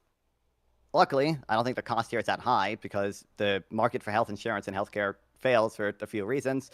There's barriers to entry, there's information asymmetries, there's positive externalities, there's inelastic demand. In some cases, arguably even perfectly inelastic demand. When Fabian says people aren't entitled to healthcare because it requires stealing from other people, he's jamming in his definition of entitlement into his definition of stealing. Taxing someone is only aggressive if you believe the money being taxed belongs to the person it is being taxed from. That's a claim about entitlement, not a claim about aggression.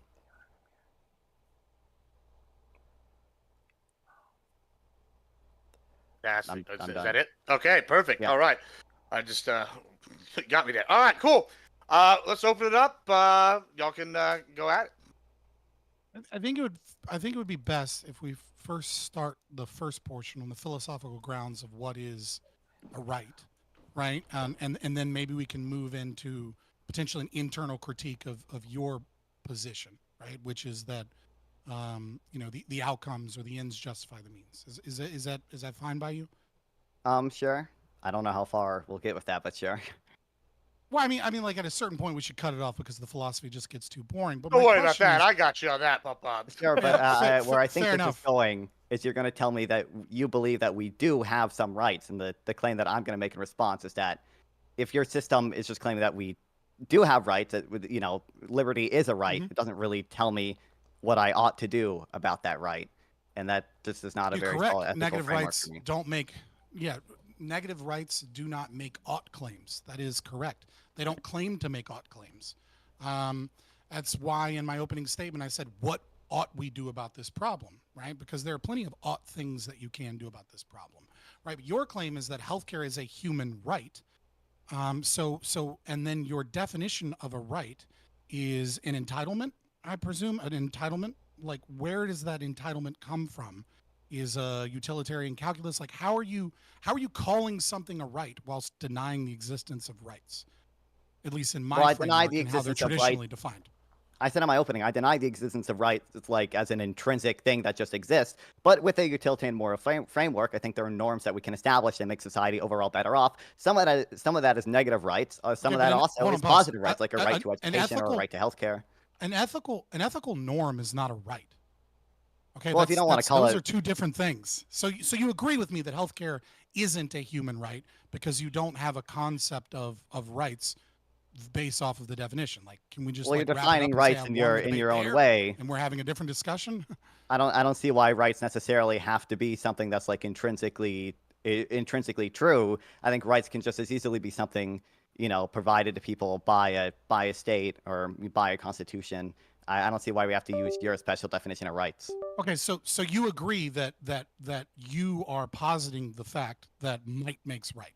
That if enough people get together and use violence and force, or potentially argumentation with a latent background effect of violence and force, that if enough people get together and force that, they can choose what rights are and what rights aren't. So you would agree, for example, and I know this is such an internet meme, but I'm going to do it anyways because it's funny, right? Like, you would agree that like Hitler didn't violate the rights of the Jews when he put them in internment camps and killed 6 million of them, give or take a few numbers in case there's a few spurgs in chat, right? You would agree that that was not a violation of human rights, that it was actually perfectly fine what he did because he was democratically elected and he had the will of the people under his democratic election, and he did so with a government that had that goal. Well, I don't think it follows that just because some rights are provided by states that it follows that those rights are the utility maximizing rights. Like I would say, generally we should try to maximize human well-being. Obviously, the rights that Hitler provided did not do that because the rights explicitly allowed him to kill Jews and homosexuals and disabled people. Okay, so your claim is actually that rights do exist. Objectively speaking, there is a right, and that right is based upon we're attempting to guess with utilitarian calculus what those rights are. So you believe that through utilitarianism there is a convergence here where we're actually discovering rights that do exist independent of what the state does. Let me ask this. Let me ask this. I just want to ask this because I think this is going to tie in to non-fraud. I'll let you ask this because non-fraud, if you could correct me if I said this, quote you wrong, but you said what was it? Societal norms or societal whatever becoming rights. You said there's not really a substantive difference at some sort of standard. And right now you're talking about discovering rights, which was the question I was going to ask. David, is there a sense that all rights have all been discovered, or does like over time new rights can be developed based off whatever? I'll let y'all go from there. I would like all that cleared up. We can start with you, non-fraud, and then go back to Fabian here. I mean, I guess, Or to you me or know, to him? Yeah. Oh, let him go first, then you go. saying like discovering rights kind of like presupposes that like rights are this like kind of magical independent thing that exists.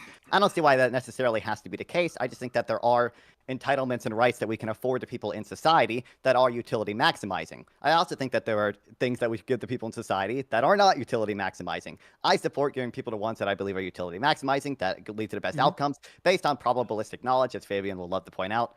Okay, Fabian but believes here's that the they're problem. But intrinsic here's the magical. problem, right? Is that, well, they're not magical. They are intrinsic. And the reason I believe they're intrinsic is, going to be a much, much longer conversation about, my libertarian philosophy that I don't think is helpful here, right?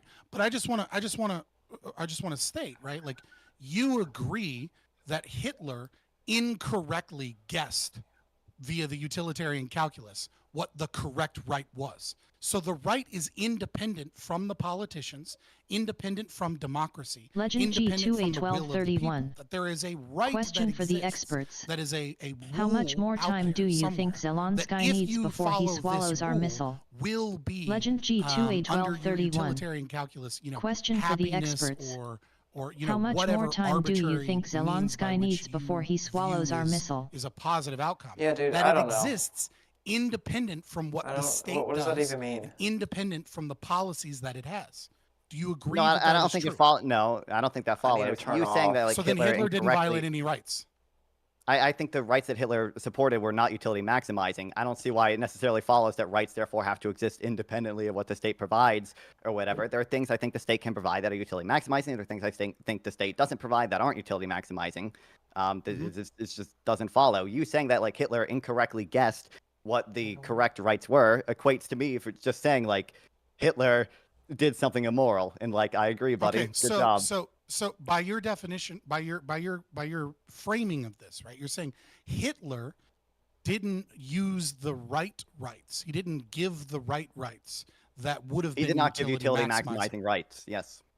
Exactly. So there's only two options here as far as that conversation goes. Either A, which I've presented before, which is that rights exist independent of the state, and that whatever the thing is that is, utility maximizing, a rule that you could create for society that is utility max exists, and the state can get it wrong, and that is an objective metric out there somewhere. You deny that there isn't a right answer, right? Which I don't know how you could claim that there isn't a right answer, because you would be arguing for a right that doesn't currently exist, which is healthcare as a human right, or B, right? So that would be a contradiction in your own argument, and thus you would lose the debate. Here's what we're gonna do. Here's what we're gonna do. Or B, hold on, let me finish. Let me I finish haven't let my you finish. argument. I haven't let you finish. Here's what I'm just saying. I want you to finish. I'm gonna let him rebuttal, and then if we can't agree to right, then I'm gonna define right. So go ahead, you finish. I'm sorry. Okay. Take all your right, time. so- Yeah, that's what I was and saying. then or B, if Hitler discovered, gave the wrong rights, what you were saying is that rights are simply an amorphous thing that the state determines, and that those can be the right rights or they can be the wrong rights. And by that definition, a right has become meaningless to the term right and is now being redefined as policies that the state puts forward and claims are rights. And so the state could claim anything as a right, and you would say that meets the definition of a right. And therefore, your argument isn't healthcare as a human right. Your argument is we ought to have socialized healthcare because I believe that it's utility maximizing. And you're kind of just dispensing with the entire concept of rights. So which way would you prefer to lose this debate? Well, I mean, I obviously don't think it follows. When you say, like, the rights, again, I think rights are something that can be entailed to people by society. It Using doesn't your even argument. necessarily have to be a state. That certain rights are going to maximize utility more than other rights. I'm going to support giving people the rights, entitling them to things that I think are utility maximizing. I don't think it follows that just because the state, gives rights that lets them kill Jews, that those were the wrong rights in the sense that there are like rights that objectively exist that are like the correct rights. They just weren't utility Healthcare is a human maximizing. right. Healthcare is a human right, right? That's your argumentation here. I gave you the two domains. You said I don't think it logically follows, and then you just didn't actually explain why it doesn't logically follow, because I used your own logic in both of those examples. But setting that other victory aside, right? Healthcare is a human right, right? This is a positive right. Hitler is another great example, right? He created the largest per capita labor union that ever existed in human history. That'd be one type of right that he did, because you're arguing that positive rights are good. So, forcing capitalists to have a state-run, union that, answers to the will of the state would be another form of a right here. Now, is that the right, or is that the wrong right? Or is it that that's just a right because Hitler said so? Actually answer the problem here. All right, yeah. So, Nonvon, here's what's gonna happen. I'm gonna let you answer because I said I was gonna do this, and then I let it go a little bit. I'm gonna let you answer it, and then as soon as you're done, I'm gonna define right. All right. So y'all go ahead. You go ahead, Nonvon, go. That way we can move on. What are to this you part of the debate. saying Hitler did exactly? I don't think this necessarily constitutes a right. You're saying Well, you believe in people to positive join a rights, union? right? Right. So Yeah, I think you positive believe rights in can be positive good. rights. Yes, they Right, can. so be you good. believe you believe that bodily autonomy and private property and all these things can be sacrificed, and that people can be forced to pay money, forced to give up their property in order so that others can benefit. Right. And so But now you're you're jamming in your theory of entitlement, which is that people are like entitled to what they produce and they're entitled to their own body. Or you're jamming in like all these other entitlement theory things into your theory of No. If you listen to my opening aggression. statement, right, I claimed that it was a contradiction, and I said the reason is a contradiction is because you would have to get rid of all of these negative rights. In order to claim positive rights are true, you have to get rid of those negative rights. You cannot simultaneously say, I have a right to my private property, and I have a right to set my wages and labor at whatever fucking price I voluntarily choose, and at the same time say the government has a right to take some of your private property and to control what those wages are so that other people can have health care.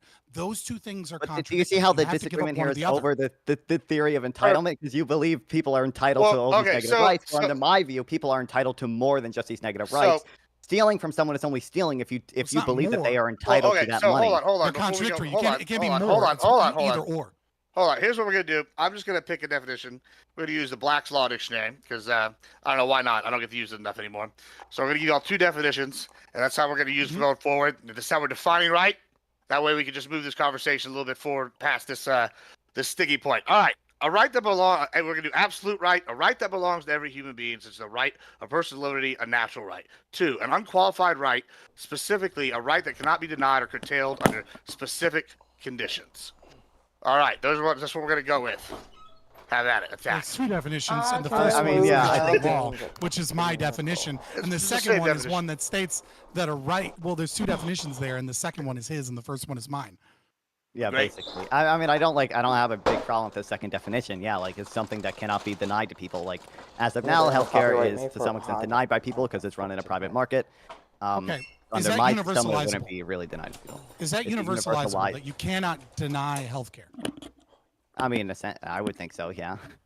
Okay, so let's say I have an experimental procedure that costs $10 billion, right? And it's for a disease that 100 million people have.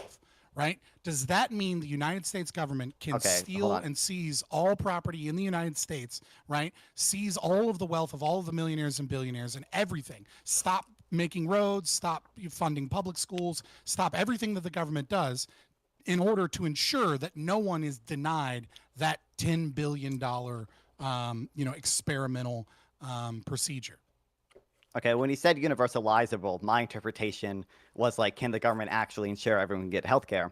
I think they can, for the most part, at least. Right, but healthcare is a vague term, you're actually talking about like it's the universal. I mean, it's a vague term, but you're actually talking about is the moral statement universalizable? I don't think like the moral statement you have to provide healthcare or whatever is universalizable. I think a more limited statement like you should don't think it's a right.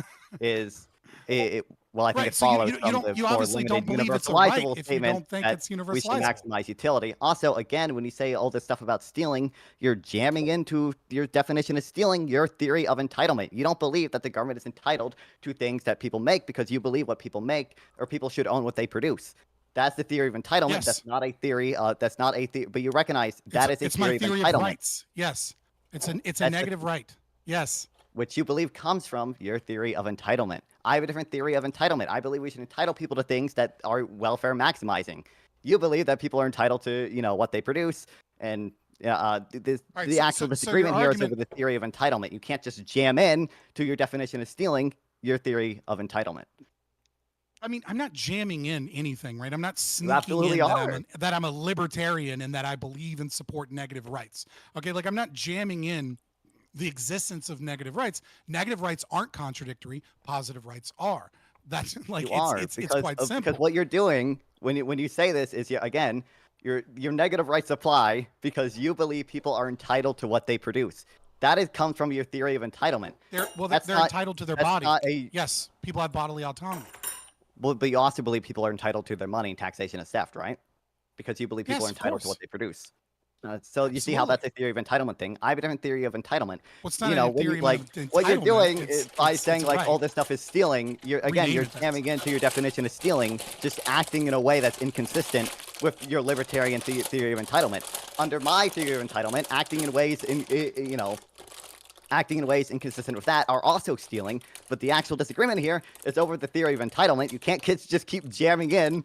You can't just keep jamming this in. The problem here is that you're claiming a right exists. Okay, and so you can't just say a right is an arbitrary thing that we believe in the future we can predict will lead to better outcomes, right? Like by that metric, you could say that you have a right to ban pornography, right? You have we have a right to remove pornography from existence. Okay, well, what does that mean, right? It's like, well, you must by definition then say that people don't have a right to produce and view pornography. That is taking away, that is imposing with violence their ability to engage in something, right?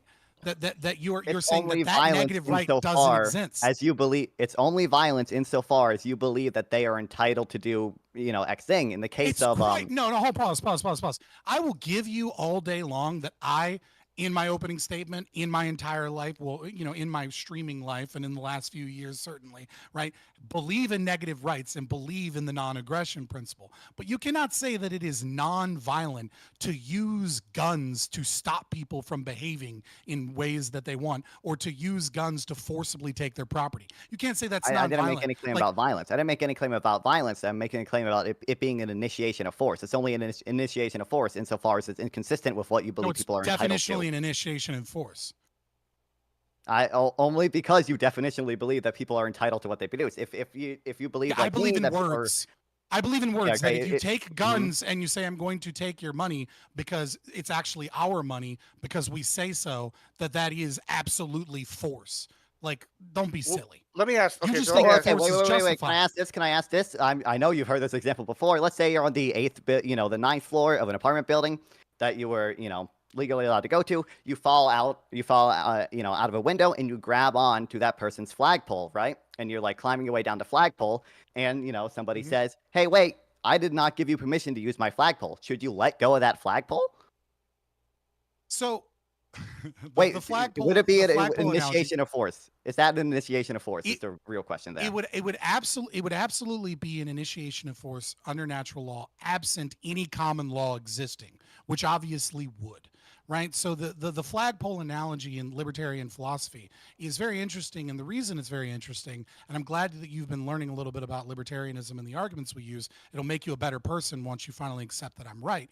Is that the reason that it's so interesting is because natural law philosophy does not deal with contracts and does not deal with common law. So absent any contract, absent any common law, absent any superficial additive Hey, Joe, man, how are you doing? voluntary systems that say that if you're in an apartment building, that debris that falls down, supposed to be judging these are these the rules too. in which we live by. Yes, absent any form of lease or contracts or all of those things, it would be a form of aggression to then intentionally move onto someone else's property without their permission, even if you accidentally ended up there. But again, that's absent those prior voluntary agreements. But that So relies. Hold on. have I'm gonna let you go respond to that here. Just 1 second. But all right, you can respond to that, and then here's the next question I want y'all to like kind of focus on here, like moving from the theoretical to the practical, right?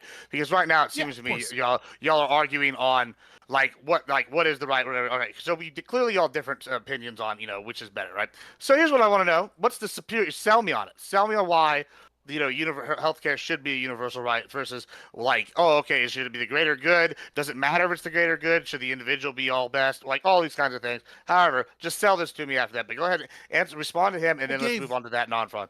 Yes, I gave a bunch in my opening statement, so I feel like Sure. it's fair to let non-font start. Yes, this. yeah, absolutely. Well, he also needs to respond to your last thing. So go ahead. So you respond to that, and Yeah, I then mean, start us with that as much as you want. I mean, Yeah. the easy response is just that it's only a violation of rights because he reads into it his system, his preferred system of entitlement. Mhm. His preferred system that the person who uses the land for productive purposes owns the land. If you have a different view of entitlement, like my view, that people are entitled to things that, maximize utility, Right. then You we bring were up fighting over theories of libertarian thought entitlement. experiments as a meme and not understanding the full context because I was absolutely Right. crushing you in the before, so you had to subvert the conversation. But it's fine. Your savior has swooped in to save you. Gibbs wants us to move into an internal critique of your consequential analysis, right? Because I've already won the first portion of the debate. So go ahead and give I me got reasons why to let universal non-fun healthcare is respond to better. that. Non-fun, you can also respond to that too. But let's I'll let you course. respond to that. Yeah, and then we go to the theoretical to practical. Go ahead. I mean, I'll talk about the like the morality behind it all day. I don't know what you mean. I mean, if someone just has not read anything about libertarian philosophy or has only read your version of libertarian philosophy, maybe they think you're winning. I think for anyone of half a brain, they see the insane reductios that your system of property would lead to. But I mean, we can switch to the practical if we want to, I guess. Yeah, go ahead. Yeah, perfect. mean, You go ahead and go, right? Like I said, I Yeah, gave go a ahead. bunch in my opening Oh, statement. sure. I mean, like, it's easy to understand why for certain, certain industries, the market could fail. It could lead to worse outcomes than, if the government intervenes in a market in some way. So, with healthcare, we have the issue of inelastic demand, right? Like, there are certain things that you have to get essentially no matter what. Insulin has very inelastic demand. A heart surgery is going to have essentially perfectly inelastic demand in an emergency. If you don't do it, you will literally die. The government can impose price ceilings on stuff with perfectly inelastic demand and doesn't have huge negative outcomes. There are also issues with positive externalities. If healthcare is too expensive, people don't go get preventative care. They stay sick more often. They don't show up to work. They are less productive. And there's information asymmetry. There's adverse selection issues. There are all these issues why healthcare could be better solved by a public option with some limited competition than a strict free market system. So your evidence is I don't want to straw man you. I want to steel man you to the best of my ability, right? Which is that your philosophical position is we'll say maybe rule utilitarianism, if I had to guess, right, based off this conversation. Yeah, I would say broadly rule utilitarianism. Yeah. All right. So presumptively, you're looking for material outcomes as well as presumed happiness metric, right? Potentially things like opportunity, right? So I brought these up in my opening, right? I said that it was very close, if not perfectly inelastic, and I said you're not going to search Google reviews for the best cheapest surgeon in town when you're getting your heart shot with a bullet to remove the bullet, right? You need that done immediately. I don't disagree with that, but that doesn't actually make the argument that government or treating it as a right has any improvement. Your entire response thus far is just a claim that I've already dealt with in my opening statement. So I guess I'll let you go again because you didn't give anything beyond a claim, of which I already gave reason, logic, and evidence is false even in my own opening statement. So do you have evidence that that it will lead towards better outcomes, that it will lead towards a happier, healthier society? As arbitrary as that is, and for the audience, I am doing an internal critique here. Do you have that? I mean, I didn't bring anything up because I thought you would object to the market failure stuff, as libertarians like to do. But like, you could see how You like didn't the actually government say could market solve. failure so much. I did. I'm pretty sure I said market failure, but it's fine. But I mean, we have like you could see how the government could solve like the adverse selection issue if they just mandate everyone get health insurance, right, or automatically enroll everyone onto a specific public option plan. Well, okay, so your first, so we'll deal with this bit by bit, right? So the government could solve the problem by the adverse selection by forcing everyone to be on health insurance. Now, who would pay for said health insurance? People via premiums, but also again, when you say force, you're reading into it the definition, your theory of entitlement. So I obviously object Okay, to that. I'm not reading in my fucking definition of force, you autistic weirdo. When you say You we're going absolutely to are. make a law that says you must do this, and then if you disobey that, there will be punishments, and me saying, yeah, they're going to force people to do it. I'm not utilizing force from Right, a but you libertarian think definition. it's an I'm using a initiation of colloquial force. definition. No, you're trying to run away from the question back into trying to make libertarianism appear as a meme because it's not a well-known philosophy to the a audience. meme. Fuck that. Answer the question and just think of force as colloquial, which is that it is against the law and that people with guns are going to either take shit from you or they're going to fucking put a gun to your head and put you in a cage if you don't follow said rule. And the rule is everyone must have health insurance. Now, who's going to pay for that health insurance? People via, I mean, it depends on the exact option. I think a single payer system would probably still be a net benefit, but I'm more in support of a public option in which people would pay premiums. Could Well, you we like? kinda have I the hold public- on. Let me just do this real quick. Yeah, the Could you ACA. define a net benefit? Like, what do you mean by like what is a net benefit? Leads to overall good outcomes relative to the counterfactual. Okay.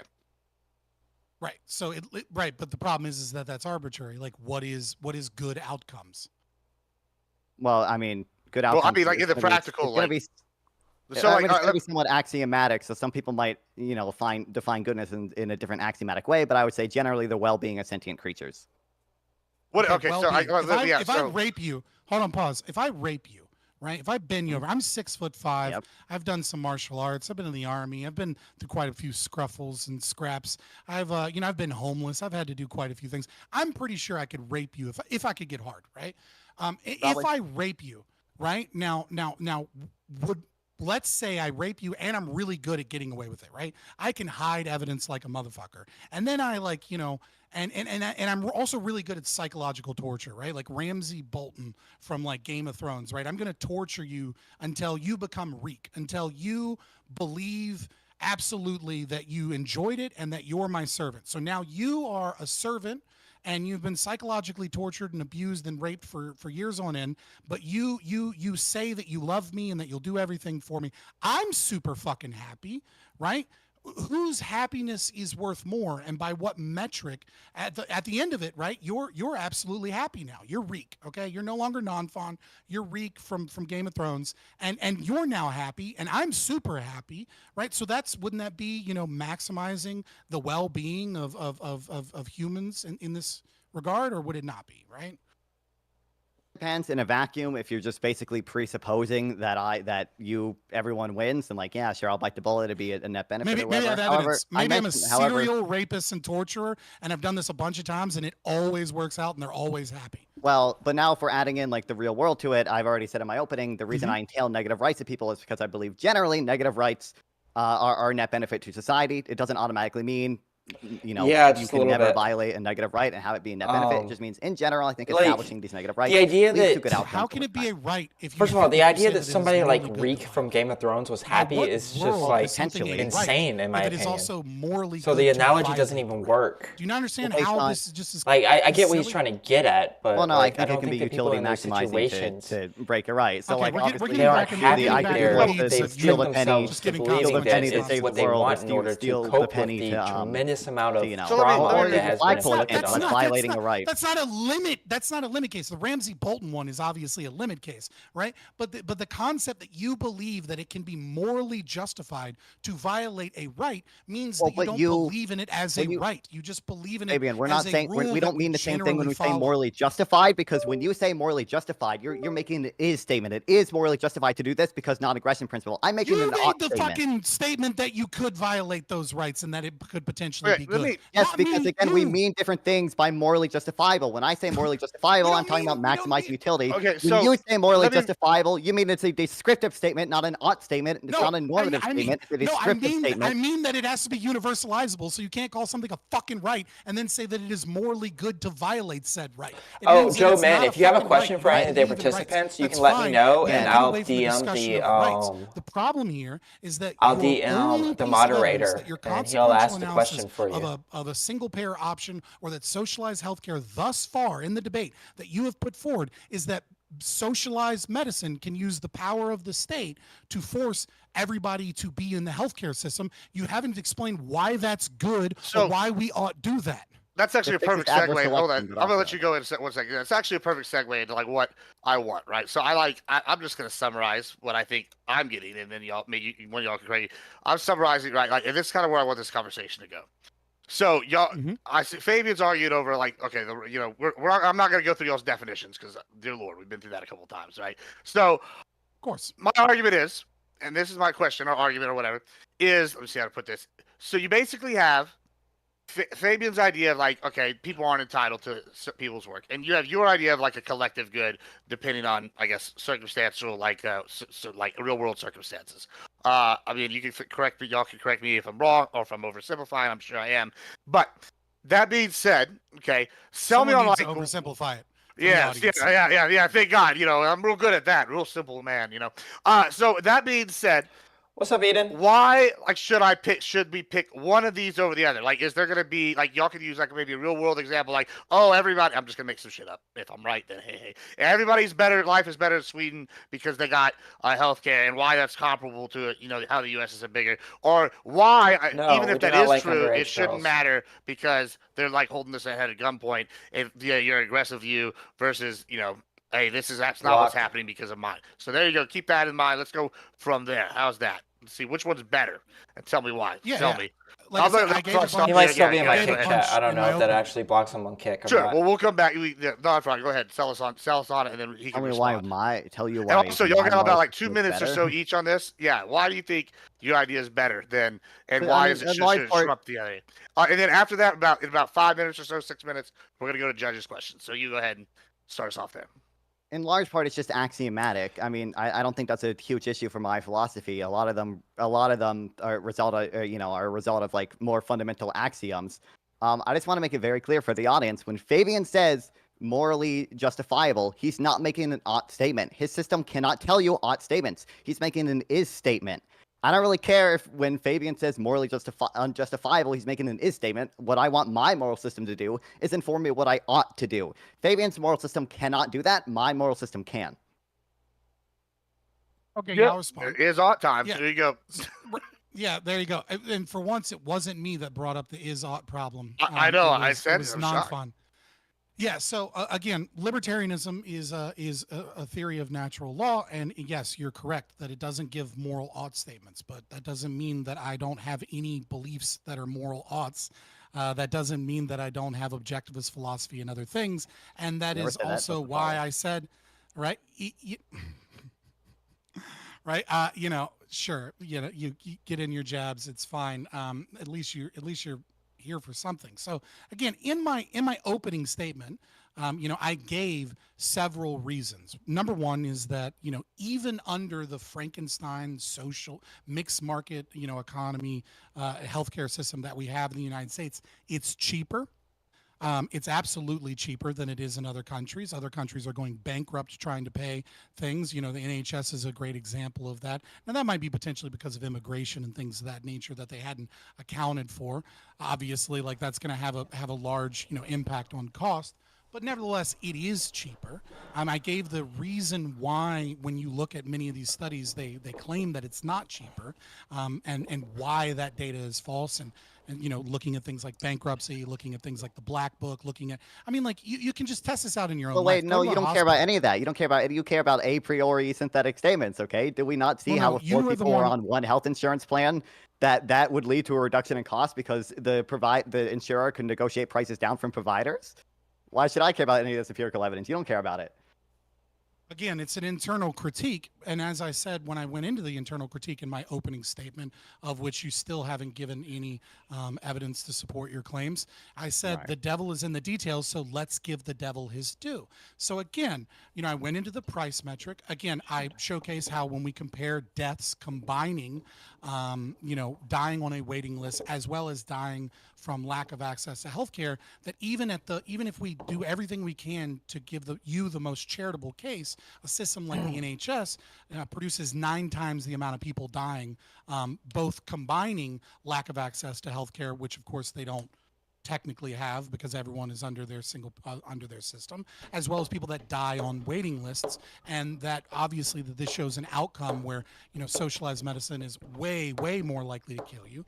One of the things that I didn't get into, which I think is really important to discussing the differences, is between 1992 and 2004, the NCBI did a study on medical innovation, specifically talking about drug research. And they found during that period that 43.7% of all novel drugs made in the world were developed and made in America.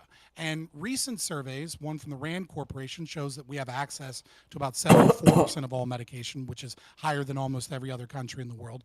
And then even more research and data shows that it's somewhere between 50 to 70% of all novel prescriptions and drugs are created in the United States, because that profit motive and because of that system of capitalism where healthcare isn't treated like a human right drives that innovation and drives so many things. So it saves countless millions of lives because of that profit model. And furthermore, now the number could be lower than 70% if you account for one variable. It could be closer to 40%. I'm almost finished, right?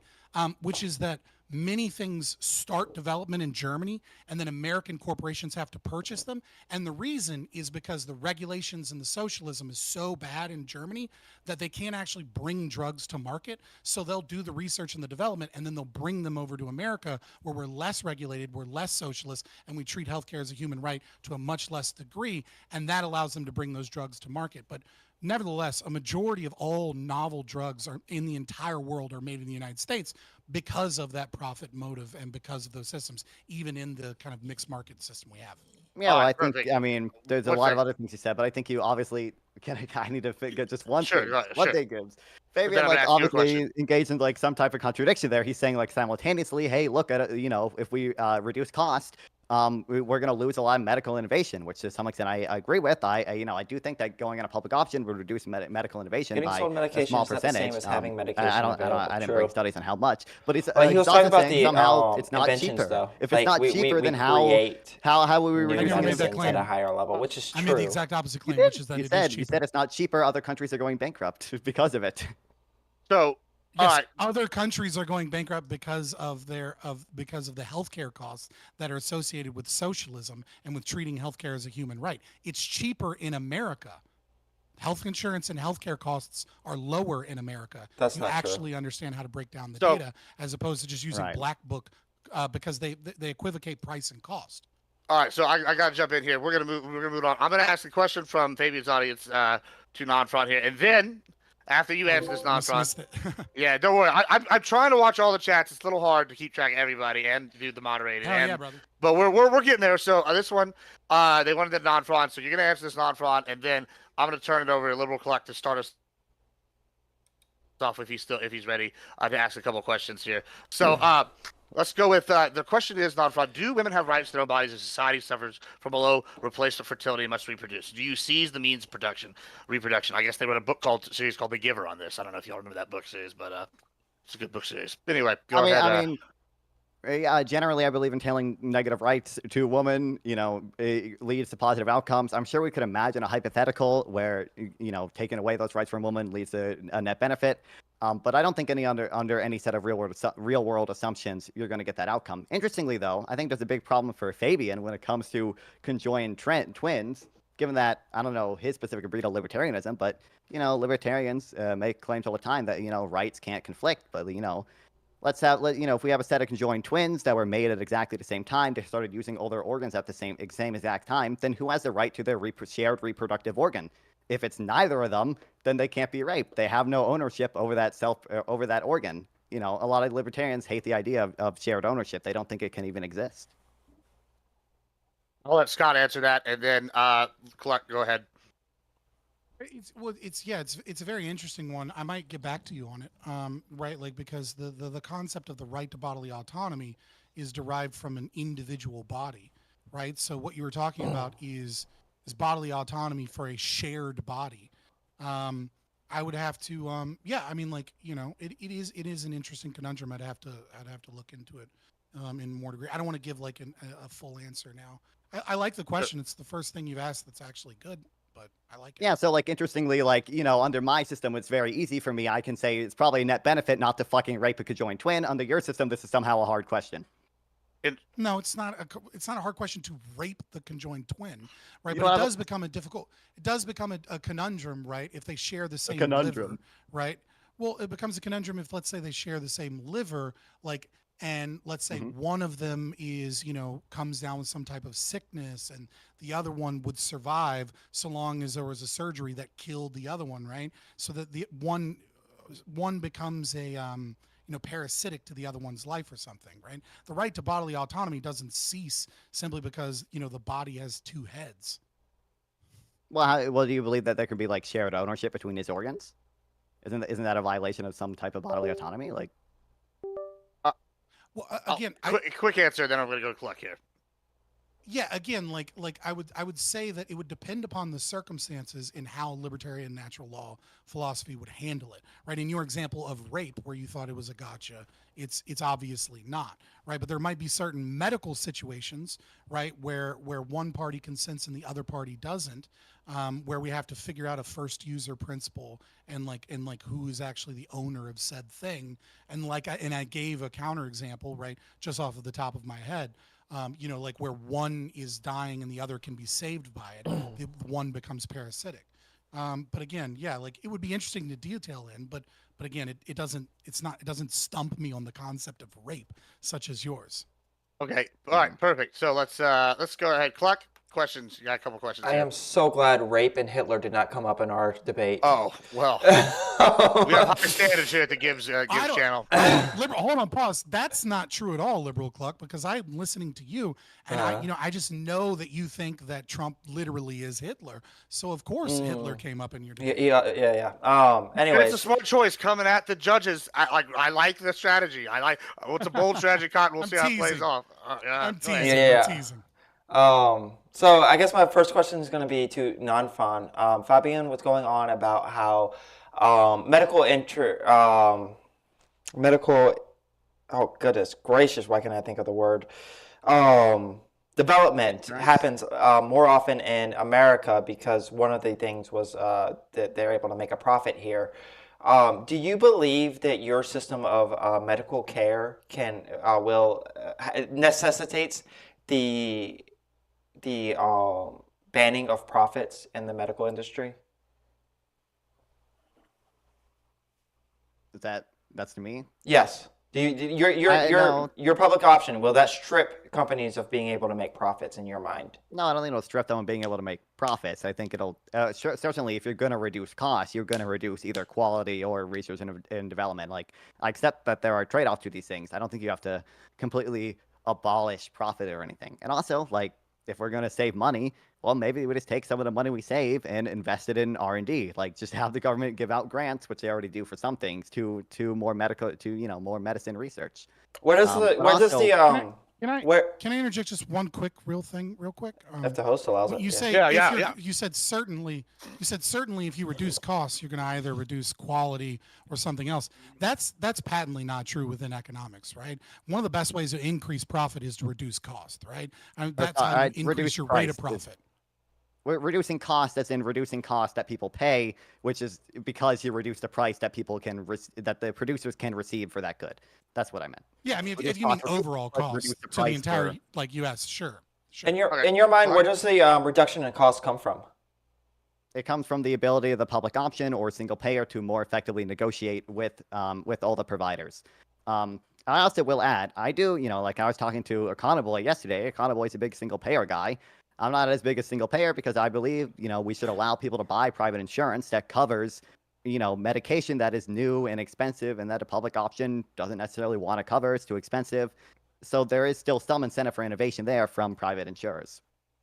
Okay. Quick question to non-Fan, following up on that. So you believe that a public option would be better at negotiating prices than insurance companies. But what evidence do you have of this, considering that Medicare is uniquely bad at negotiating drug costs, especially when compared to insurance companies. When the private market that is already heavily regulated is better at negotiating those costs, why do you think more things like Medicare that negotiate drug prices and healthcare costs would be better at it than insurance companies based off of the profit model? Where are you getting that? Where are you getting that base assumption from? Medicare was unable to negotiate costs for a while until my man Biden made them able to do it. Base Joe Biden. Right, so I'd have to know when that data was from, but also that's I know not true this. at all. Like I know this a priori synthetically. That's if you increase the amount of people in an insurance company, they're going to have more negotiating leverage. That is a lie. Bill Clinton was famous for negotiating costs. There have been several presidents and several administrations that, on behalf of Medicare, have put in bills and different things. Now, yes, you are correct that Medicare as a whole negotiating those. Can I ask Fabian my is something questions that now? is relative. Yeah, you got this is your last one at Liberal Clock, and then we're gonna go to the Lactoid. Oh gosh. All right. Fabian, do you believe that rights are absolute?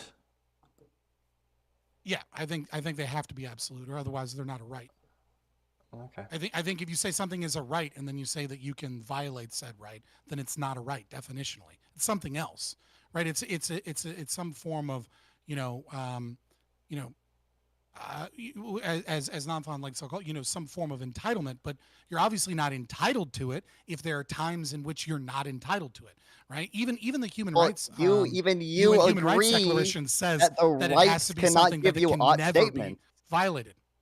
You agree the rights cannot give you ought statements, right? You agree that your rights don't give you ought statements.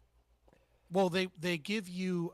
I would say that rights give you an If argumentation about profit what in is public no auction longer is logically allowed, justifiable. where do we draw the in line, terms and where of, the power to enforce it saying comes your from? system is ethical if it violates said rights, right? So you could might makes reality, but it doesn't make right. Where do we draw the and line so, if on I have the profit? guns, I can go and violate rights as much as I want. But yeah, I would say that rights don't give you ought statements. You can kind of derive at an ought not statement from that. I would imagine Again, there would libertarian, probably be theory and with a natural public law option. philosophy It's doesn't engage in a what you private ought to public do. hybrid. That's a separate concern. And there's going to be a certain amount of people on Yeah, the I public. mean, so that the long as private, your system doesn't give you ought on the statements, public option, for that my the system, private which is actually enterprises capable will of telling me want what I ought do and ought to not be do. a part of their Dude, market. Obviously, shut the fuck up. My You guess don't would understand be libertarianism if that you there's keep going saying to this be and a I'm lot of explaining it people to in you, the right? public option, and they Libertarianism want them to be doesn't part say of the market. what's the best So apple the to government eat, will but be that able doesn't to mean that negotiate that your moral prices. system is superior. If your moral The system line is claims probably that going Red to be Delicious are better largely than Granny determined Smith. It's not by making the those claims. costs and That's not my such. full fucking philosophy. So And how let's much go the government's to able to negotiate. Lactoid here. Let you get a couple questions there, and then What they're we'll able both to go. negotiate to the point Thank you. of I have a losing series that of questions provider. for each of the debaters. Does that make sense? I will not accept either debater jumping in into the answer of the other debator.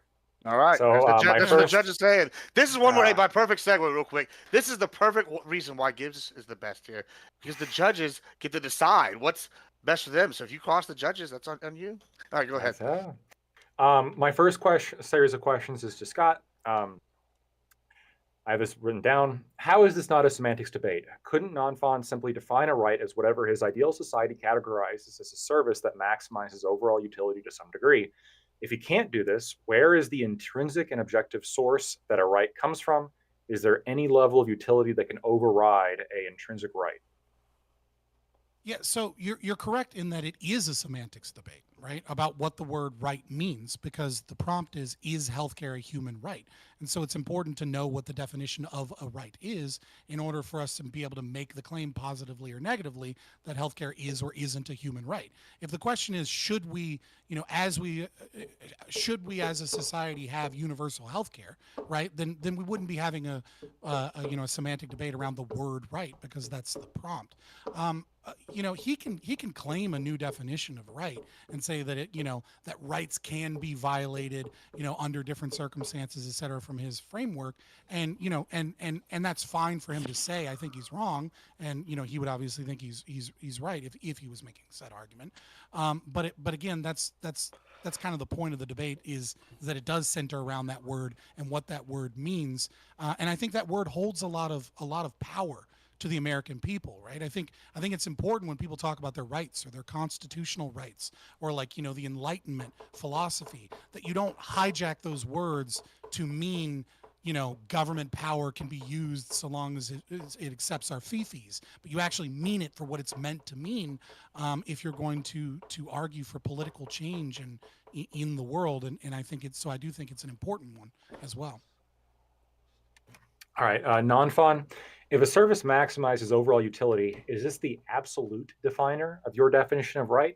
If so, if slavery in the southern United States generated sufficient profits, would owning slaves then become a right? If not, and you have some sort of threshold, what factors play into drawing your line, and why doesn't this apply to healthcare? I mean, yeah, it's always going to be about utility. If we just presuppose that like slavery maximized utility, then like I would support slavery. Now it happens to be the case that I believe granting people negative rights, like the ability, like self-ownership, grants sufficient utility in the long run to justify entailing them to people. But like if we just presuppose that it didn't, then yeah, I'll support slavery. I'll bite the bullet, whatever. Okay, thank you. That's not a series of questions. That's just two. Well, no, but You got one- it you was a got one series more of left? questions for each of you. I mean, Well, you Can got about I- another can I- minute. You got- can I you got dig about into- a minute. Yeah, you got about a minute and a half. I'll give you. And then we're let me gonna dig into a little bit more, because non-fun answered it very directly, actually, a little bit surprisingly directly, I think. But Scott, where is the sort of intrinsic and objective, like, because you said in your answer, like, we can't like get away from defining a right from what a right is. Like, what is the objective source of the definition of right? Where does this come from? Okay, so I mean, like, again, it's the objective source for the definition of a word is never going to be a thing, right? I mean, language changes.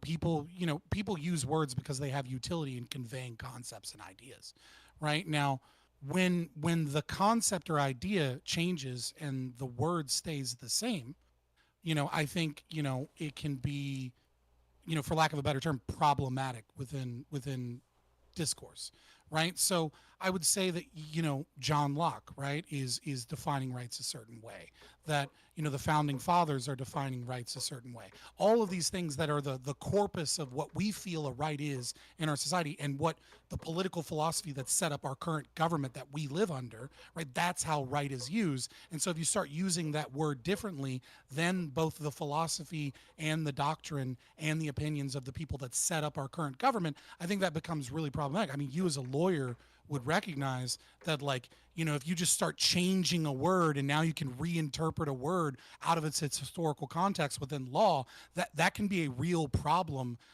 for establishing common law and things of that nature. And that it is important to recognize what that word meant originally, even if we start to use it differently today. And so I do fight to gatekeep those words, at least from an Enlightenment perspective. Rights probably meant different things, and certainly did under, let's say, monarchies, right? I mean, rights were, the rights had a, they're Tired. I'm trying to think of a good example. I can't think of one off the top of my head. But there are texts of governance, right, before liberal democracies where right had and conveyed a different meaning, right? But I don't think that necessarily is a relevant definition to our current legal system and social context. I'll let non-fun respond here, and then we'll move to closings here, I think. Yeah, I thought you thought rights were logically deducible from human action. I do. Okay, then that would have been a much easier answer than what you just said. But okay. Well, no, that's just substantiating the rights, and the follow up to that is a very long conversation, Which we don't have time for right this second. Yeah. Do you have anything else on you want to say there? Is that all you wanted to say? Nope, Okay. I'm good. We can go to. All right, fantastic. Let's move to closings. I'll give y'all three. I think we gave y'all three for each in the first one, so we'll do three for each. Now, give me 1 second. Who started this? I think Fabian did. So, non-Ron, you're going to start us off here on the closing. Give me 1 split second. And all right, you can start when you want. I'll give you a 1 minute. Yeah, I mean, this will be 30 seconds. All right, go ahead. I think obviously Fabian makes a number of mistakes when he says morally justifiable. He's not talking about any oughts. He's making a descriptive statement that can't inform what we ought do. I don't see rights as meaningful if they don't inform what we ought do. Under my system, the moral framework does actually inform what we ought to do, and we ought entail some rights to people, like equitable access to healthcare, because it maximizes positive outcomes. We didn't talk about it too much, but there's a number of reasons the healthcare market fails. For example, adverse selection. This is when like people who need health insurance most buy health insurance, and they, it can create a death spiral because companies have too risky patients and they have to raise premiums, so the least risky people leave, and this just keeps happening until the healthcare company goes bankrupt. The government can stop that by intervening and mandating that everyone buy health insurance, or by enrolling everyone into a public option. So there's that, and I mean, I guess again, every time he says like the government's forcing or initiating force, he's reading into the initiating force his theory of libertarian entitlement. He's saying that people are entitled to the things that they produce, and therefore, if the government tries to take that from you, that is an initiation of force. Under my view, we are entitled to things to rights that maximize positive outcomes. So, in my view, it's not an initiation of force to take someone's money. It's defensive force because other people are, to some degree, entitled to the money to maximize welfare. I think it's telling that his philosophy cannot make ought statements, and thinks it's a hard question about whether or not a person's rights are being violated when you rape a conjoined twin. I'm done. Thank you so much. Very short and to the point on many of these answers. Interesting. All right, go ahead, Fabian. You got 3 minutes. Yeah, before I start, I'd just like to clarify, right, that just because I'm a libertarian doesn't mean that that is the entire corpus of my philosophy. Nonvon is simply lying in his closing statement. He's lying about the fact that, I thought that there was some questions about raping a conjoined twin. I never made that statement. I only said that there was, there would be issues in terms of like liver and who gets to keep the liver, under circumstances where one person may have to die because of specific diseases. And again, I think it's weird to bring up that, morally questionable situations, because he was unable to really articulate, what it was that Hitler did wrong when he killed 6 million Jews. He says, oh, well, it's obviously the rights that he gave didn't maximize utility. And the biggest problem with that is that the recognition that there is an action that the state could have taken that would have maximized utility is an understanding that there is an objective truth, right? That, as logic, A equals A, statements must be true or false. So when you recognize that the state can get wrong what rights do and don't or shouldn't exist, or which ones maximize utility, even under his own framework, if we agree that he is a logical person and that he believes in formal logic, that A equals A and that, statements must either be true or false, then he recognizes that there is an objective system, an objective rule set that will indeed maximize utility. And so, value is subjective. It can be difficult to determine what those things are, but it is true and it is out there, which leads us to believe via convergence theory that those rights do exist. Now, a right that is conditional is a contradiction in and of itself. To say that something is an inalienable right, that cannot be, right? Like even when we look at the UN Declaration of Rights, and by the way, the UN Declaration of Rights is contradictory in and of itself, because they do think of things like access to healthcare, access to education, and things like that as rights. But even they admit that the right is inalienable. Right? Their own definitions that they use are the things that they contradict later. And so, I'm seeing a similar vein from Nonfon in the way that he is trying to argue that contradictions, exist in reality, when really what you need to do is you need to check your premises, because you'll find that one of those is false. From the internal critique perspective, very quickly, I gave a ton of things. He brought basically no data to bear. He had no evidence to support his consequentialism, which is weird because consequentialists usually focus on empiricism, but he brought no empirical data. I did, and I showcased many ways why, socialized healthcare is a problem. The only thing that he is claiming is that apparently the ACA lowered healthcare costs. This is news to me. This is news to literally everyone in fucking America, that somehow mandating individuals get healthcare lowered healthcare costs, because we live in that America now, and it did nothing but increase the cost of healthcare. So yeah, I just don't know what the fuck he's talking about. I wish he brought some evidence to bear for his argumentation, but it looks like he just fell flat of having any support for his arguments. It's unfortunate. Fantastic. Thanks so much. All right, judges, feel free to send me who y'all thought in PMs. What are, And also, chat, voting is up now, so go vote. I'm going to use a quick question break. I'm going to mute this while y'all talk amongst yourselves real quick. And let me know what y'all thought. Y'all can talk should we about all me. like separate, like me and Lactoid go talk about those two in another room or something? No, you just DM me who won. Y'all can just talk about whatever y'all want, except don't say who won here until I announce it. Come on. What are we grading these people on? All right, so that's really okay. Well, this is perfect time to Who's explain more judging ultimate? category here. The judging criteria, and this is the big part. This is why I had it this way. I don't know if y'all noticed this, but one, you challenged Lactoid, I believe, and then I tried to find an issue that two other people would disagree on and pair them that way. So for the other one, also Fabian, thanks for stepping in last minute. That was good because we had to fill in for Oh yeah. Pentuple. So, thanks for being cool with it, non I feel like that might happen sometimes, guys. This is Twitch. Some people are like, shit happens, right? Like Don't worry, Pentuple will never debate me again. We'll see. He said he'll be back on the 10th, and so we'll talk about all these things. Secondly, Sure. we're going forward. As the judge, this is how you grade it. However the fuck you want. That's the secret right here.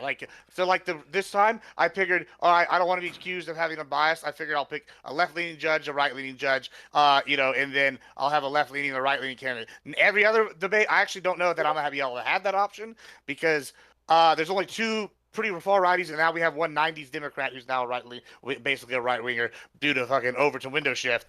Basically in the tournament, the rest are all who had people I would consider left leaning. So we can't promise we're gonna have a staunch side, whatever. So I might have to pick issues unless people have been called out for specific things in the opening round. That's how that works. So as the judges, this is the key. Y'all vote how y'all want. That's how you decide. And if y'all want to talk about criteria, y'all want to talk about, sure, whatever. Just don't say who you voted for, and I'll be right back and give you like 2 minutes to chat. Vote now. Look, Yeah, y'all go ahead and right-leaning vote. people need to get your people on it. Tell them to stop being chicken shit and start debating. Real.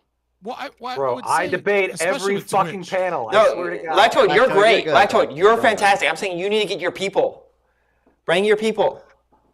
Well, I mean, like our home. people have been pushed off of places like Twitch, and many of them off of YouTube. I'm on Kick. I don't I'm even on stream Kick, on I'm Twitch. YouTube, I'm on I Rumble, won't. I don't. I'm Yeah, on I Twitter. won't. I try to come to you. Support Kick. I refuse to support Kick. I don't want to support a site that's based off of, gambling bullshit. Yeah, but you support my individual right to support the gambling bullshit, Yeah, right? exactly. Yeah, of course. Nice. I love libertarianism based. Right. I just wouldn't let you in my community. You know what I mean? Like, Me specifically? I mean, I don't know. You seem fine, but if you want to be a degenerate gambler and opening gambling casino or something. Oh, okay. Yes. Fuck that.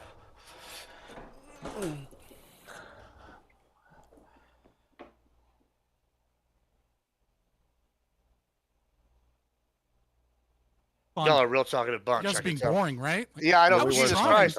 Oh, I'm typing. I couldn't even take a 2-second piss, dear God. I should have just took my headset in there and let y'all listen to that. It would have been more soothing. It would have been some like piss ASMR. That's what Papa Gibbs brings you. Real good stuff. Also, looks like I just got rated, but thank you for whoever just tuned in. All right, we're gonna decide. All right, looks like. All right. You got a raid during a vote? Oh, God. Yeah, woo! We're doing real good. I don't even know who it's from, but all right, little Clark, did you send me yours? Do you just want the name or you want the reasoning behind it? You can do both, but All right, well, I'll go ahead and send the name. Whatever you want. Perfect. Oh, I think I sent it in the wrong chat. Well, No. it's all right. No, It'll dude, be all right. it's our DMs. All right, let's look at the chat votes here. All right, well, that's I'm gonna give the chat about 2 minutes. All right, we gotta wait. I didn't realize how long this was when I put it, so we're just gonna give it another 2-3 minutes here. All right, so what did y'all think? Did y'all enjoy this first format? Like I said, this first round is gonna be this way, where the judges are the opposing team. I picked opposite judges from opposite sides of the brackets. I tried to make it as fair, and I did that with the other bracket as well. Next round, that's not gonna be the case. Your opponents will not be the judges next rounds for the win. So factor that in. Go ahead. Here's what I think. I like the concept. I do think though that the judging shouldn't be secret, and that you should be forced to say who you voted for and why. Oh, I'm going to announce who fucking said it at the end. Right. But, oh, okay. Fair enough. But I think you should give explanation Oh, beyond. okay, well, Just like, oh, I thought he was right. Okay. Well, then fair enough. well, Then I yeah, like yeah. it all So yeah, the what way. I'm gonna do is I'm gonna be like, all right, so and so voted this way. Tell us why. Kind of like a MMA round card. Like accept it. And Yeah, Oh, yeah, no, well, it'll- shit, I it'll be just fun. DM'd It'll all be that fun. shit to you. Well, not yeah, all that's of it, why I but- was like, yeah, if you want it, well, now I have it writing. So if you lie, Yeah, yeah. Gibbs, I sent you. Yeah, I sent you yeah, my I mean, reasoning. y'all were, I've got y'all no were ahead of problem the curve. saying it. Yeah, I got no, I'll no say problem that. Yeah, one. Like I I- said, that's going to be this first round of the Grand Prix this time. Next round, I already have a gimmick for the next one. And like I said, the strategy. This is kind of why I was laughing. This is how you know I'm old. Yeah, I mean, well, I'm gonna be honest. I use a Use Microsoft that Word pen and document. paper like an old person. Yeah, I just type faster, so I do that. But I was gonna say, this is why I was laughing when Fabian you went after Little Cluck a little bit there, because like I've said, play to the judges. Like next round, if I have like say hypothetically like a roast show guy, that guy's not gonna care about like the facts so much. Or if I have like a normie e-girl or something, she won't care. But I'm also gonna have like I'm gonna offset the judges somehow, so it's gonna be some kind of you play to what you think kind of thing. I'm gonna always have something here. So that's kind of what that. I mean, I also think next round I'll let the judges ask more Just let me questions. know ahead of time if there's going to be an e-girl or something, so that I can Just like, assume there might wear always be an something e-girl. other than a black T-shirt. Just listen. You know what I mean? Like, I'm gonna tell you right now. Just maybe trying to make always myself assume look that. a little more presentable. Always assume that. You never know when I might be like, surprise! I got a fucking bullshit for you. And I mean, that's usually how I work in life. It's really amazing. What else? What do y'all think so of that? What else y'all got for me here? Feedback while we wait for this to finish. We got 1 minute here. I enjoyed it. I like when people reach out for me to be on things because it's hard to set it up myself. You should reach out to Wick. He's put me on a few panels. That's where I met Gibbs. Wick said he was So going to it's set up so- a dating show for me. He hasn't done that yet, but Listen, if he won't do it, I don't want to take his idea. But I'm the king of loving date. Well, not the king, but I do like doing dating shows and hosting them and being part of them. Those are always fun. But so you see if he wants to do it. If not, I'll do it for funsies. That'll be good shit. So, someone in my chat asked, But it'll be is more of Gibbs like a ad- comedy thing. Go ahead, is Well, that's Gibbs fine. admitting That's that like that. conservatives are socialists because he brought libertarians in versus the commies? Well, see, here's the deal. I just, it's not me. I didn't say it. Y'all already for the have a 1000th y'all actually have a comedy on your team. We have a tanky sitting right next to you over there. It's Lactoid. So Ooh. What happened? What is this story referencing? Yeah, no. This is referencing the fact that I said, "Hey, maybe we shouldn't sell guns to terrorists," and now I'm a tanky. Apparently, No, you also told me you used to be a tanky. So What are used you to talking be. about? so listen, hold on, pause. it's your Pause. core beliefs Pause. deep down. That's literally the core belief of tankies is that you should give guns to terrorists. That is the most anti-tanky thing ever. Right? It's like Nah. shall not be That's infringed. not why I said right? that. Shall not be infringed is the Second Amendment. What do the commies say? What do the tankies say? Under no pretext. The entire Marx was very clear that you That's need not to why I arm said the that. bourgeoisie for the revolution. So if you believe that you shouldn't give guns to terrorists, whilst depending on the context, I may disagree or agree with you, depending on what you mean by that. That is the most anti-communist take you can have on guns, is to arm everyone but the terrorists. Is the exact opposite opinion of Marx. So I don't buy that makes him a tanky at all. I think that's actually just the exact opposite. All right, fantastic. All right, let's move here. It looks like the polls, but I mean that's perfect time to end it. I'm not even give Lactoid a chance to defend himself because Lactoid is a tanky. That's not the opinion why I said that. He's just over here. See, Scott accuses me. I don't know. I don't think Scott's accused me of being a socialist in a while, but I accuse Lactoid of being a socialist sometimes.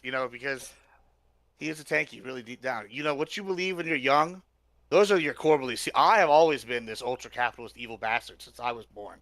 Lactoid, he used to be pro-tankyism, and that's what you always are deep down. You eventually revert back to factory settings, and you can't escape it. No, moving on. What can I say? I used to get in trouble for in high school. I was I was supporting Che Guevara.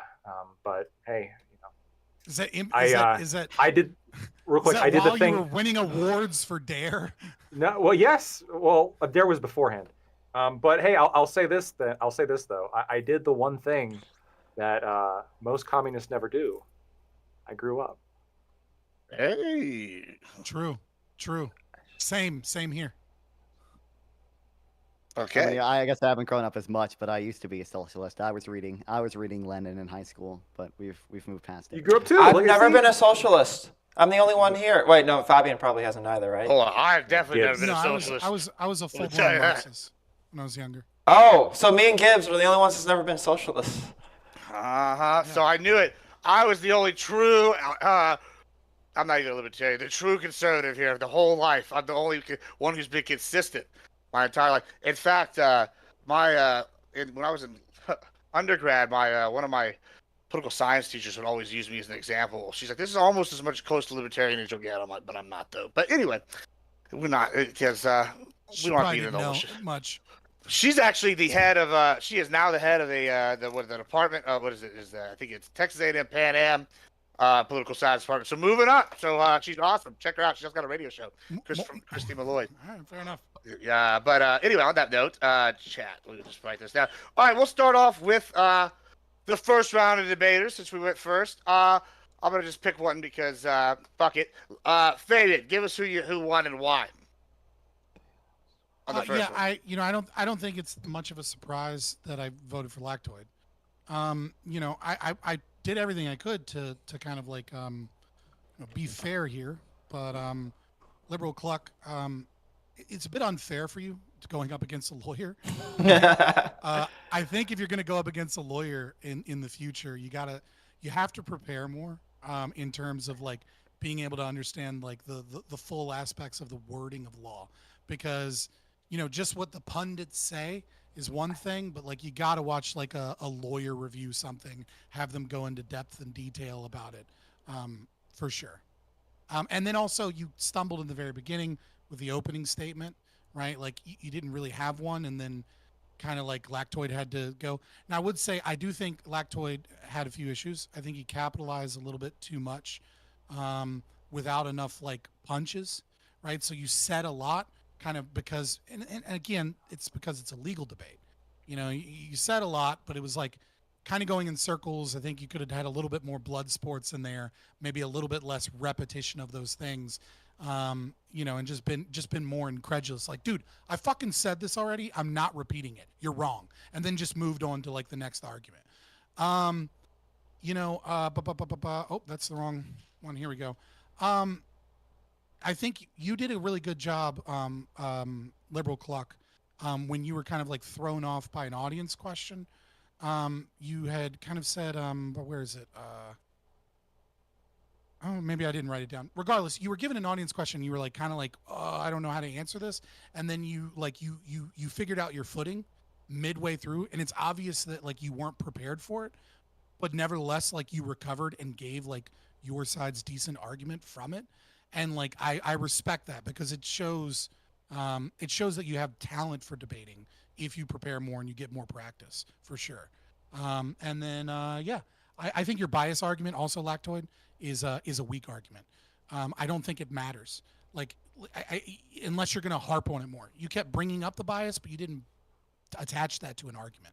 But nevertheless, I think with the opening statements, with the facts of the case, with the legal theory, et cetera, I think Lactoid won. But there's room for improvement on both sides, and I appreciate it. It was a good debate. All right. Not broad. Who won the first one and why? I should have written down my reasoning. I forget by now. But I voted for Lactoid. I think as someone who does not have a good understanding of the New York case, I felt like Lactoid was able to explain it to me pretty well. And I feel like he did overall like better job explaining his position and like why the things he's saying are true. I feel like he had better knowledge of the case. I would have liked to see Liberal Cluck push back a little more on I guess on the bias thing, because I do think that's probably one of the weaker things Lactoid said, and B, just on some of the, I mean, I think you would have had better knowledge to do this, or maybe you did and nervous or whatever, but to push back on Lactoid's explanation of why the legal theories are not necessarily good. All right. Oh, perfect. All right. Okay, so on the first one, the chat had decided as well that the Lactoid was winner. So we got 3-1, 3-0. I mean 3-0. I can't do math. on that one with the Lactoid win. All right, let's turn it over to the other side. Good try, Cluck. That was good. That was very brave of you to challenge a lawyer to a Yeah, I want to point out, I challenged a lawyer For sure, on yes. Trump's, the most inconsequential, the one that everyone said was the weakest case. So yeah, congratulations, Lactoid. Also, I want to before Fair, we move over fair. to the next point, before we move over to the next thing, I'm going to show on my stream here just to explain something here, because people have been asking how some of these matchups were decided, and I'm going to explain that. So some people call people out, like Cluck called Lactoid out, right? And so usually, if you know how I expect, maybe I should have been more explanatory of this, but I'm basing this on how we do fantasy MMA in forum format, right? And so this is going to be a Grand Prix, right? And usually Grand Prix have seeding. So I took the people that had already called each other out, and I seeded them based on how I thought that was going to be. Unfortunately for Liberal Cluck, I mean, not as familiar with Liberal Cluck. I've debated him a few times. I thought it was very brave of him to call a lawyer, but this is going to be my 1v8 matchup. And if you know how tournaments are, you usually do 1v8, 2v7, etc., 3v6. So on this, so now to be fair, some of these the seedings kind of just doesn't really matter. Fabian came in kind of late. Originally, we were gonna have a debate. Non-Frum was debating a different lawyer, so I kind of seeded it that way. So the seeding's wrong a little bit different. Than I don't know if where I would have put him originally. Now that being said, going on there, like I said, some of these debates have been called out. Others, I'm going to decide the topics. Some of them don't know what the topic's going to be, and others do. So, I guess that sucks for the ones that don't know, but I'll tell them probably tomorrow or the next day, and they'll have about a week to prepare.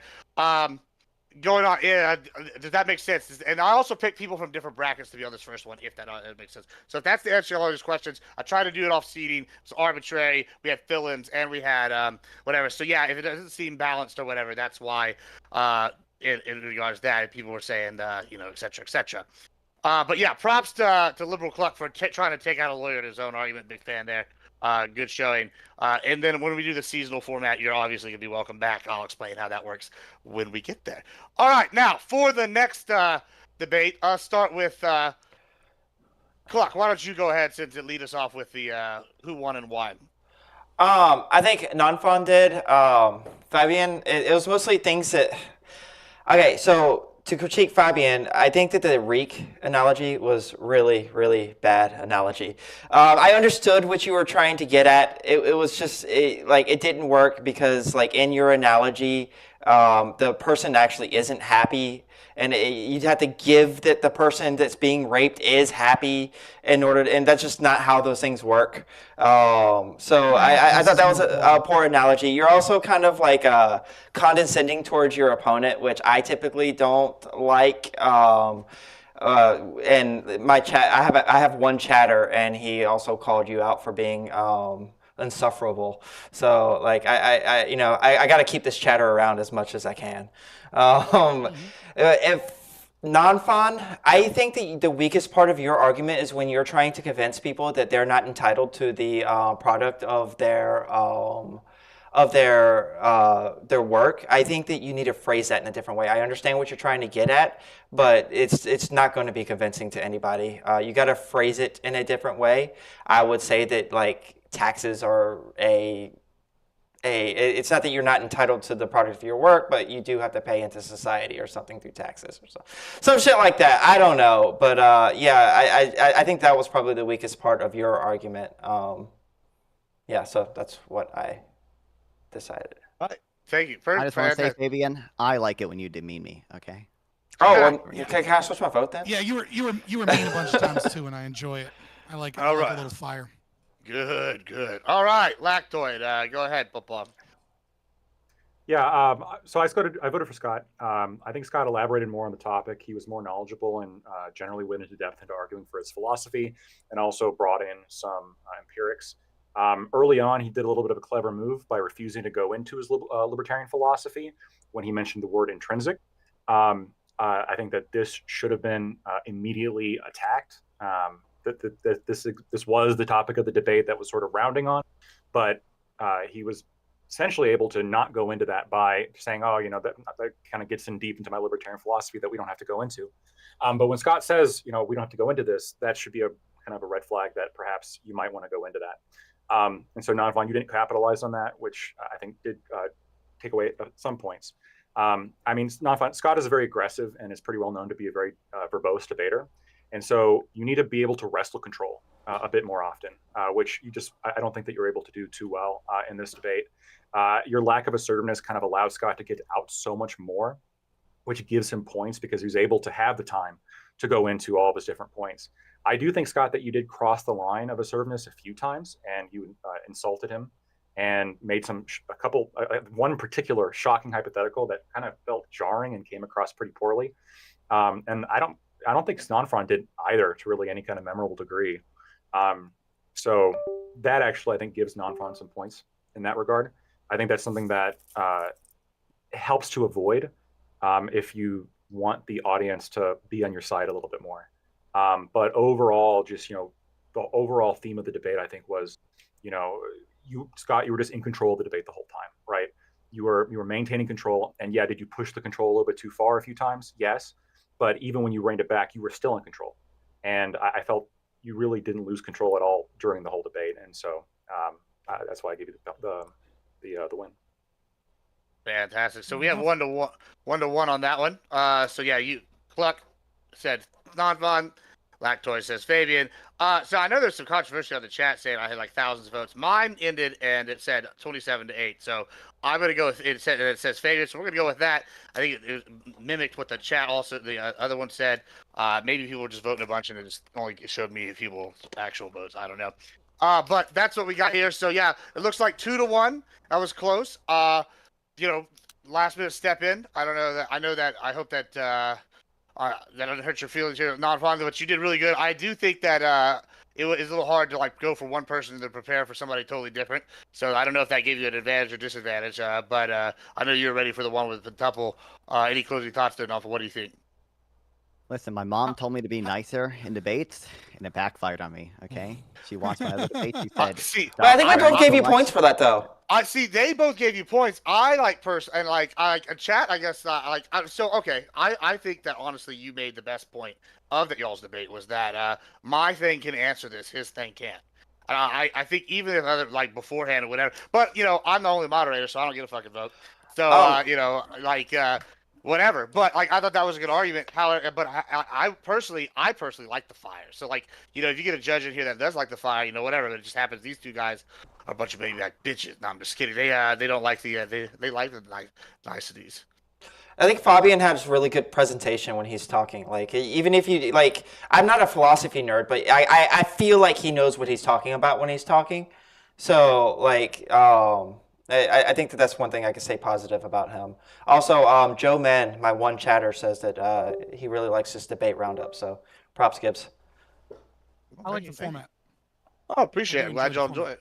Good, yeah. So it looks like y'all will be advancing. I will set the next date. I don't know if it's gonna be next Friday or if we're gonna do New Year's Eve, but that's gonna be my plans, guys. Thank y'all for going. I will let y'all know. It'll probably be 2 weeks ish before y'all go again. We'll see. I'll be working with people's schedules, seeing on availabilities because we can run this different nights. Just for the record, sorry, but I have my kids every other weekend. I don't do shit. No, that's fine. That's fine, and we can work around schedules. Like I said, I have a couple nights open that we can plug these in. So we'll figure this out. But yeah, especially after the first round, it's gonna be easier because we're gonna have only one of these per round, but for the round opening, we're gonna do two a night here. But yeah, thanks for coming and thanks for staying for the full 2 hours. I know it's not as fun judging as it is doing it, but yeah. Any other thoughts? Shout yourselves out. Let's start with Fabian. Tell everybody where you're at. Fabian's the only one I haven't shouted out chat, but I got his YouTube link here. We'll post it and pin it. Everybody else y'all have gotten him. So go ahead, Fabian. Why don't you talk? Tell us where you are, where you're at. Yeah. Hopefully I'll be back on X tomorrow, because apparently you're not allowed to say on X that if someone says, quote, this discussion shouldn't be based on philosophy, end quote, that they should neuter themselves and save the human race. Apparently that's frowned upon on the new Twitter. I got a 7-day ban, but you can follow me, Fabian Liberty, on YouTube or X. I'm on other platforms, but I'm not really on them that often. Yeah, it was fun. I had a great time. Love the format. Do you want to learn about libertarianism, philosophy, or econ stuff? Like, weirdly enough, my background is in psych. Like, that's what I went to. I went to grad school for counseling. But I I just explained a always end lot. up talking about philosophy and economics because that's what the libertarians always make you do. But yeah, come hang out. It's fun. Appreciate you. Fantastic. Thank you so much. Let's go to Cluck. Am I hearing that X isn't a free speech platform? Elon doesn't agree with free speech absolutism? That's crazy.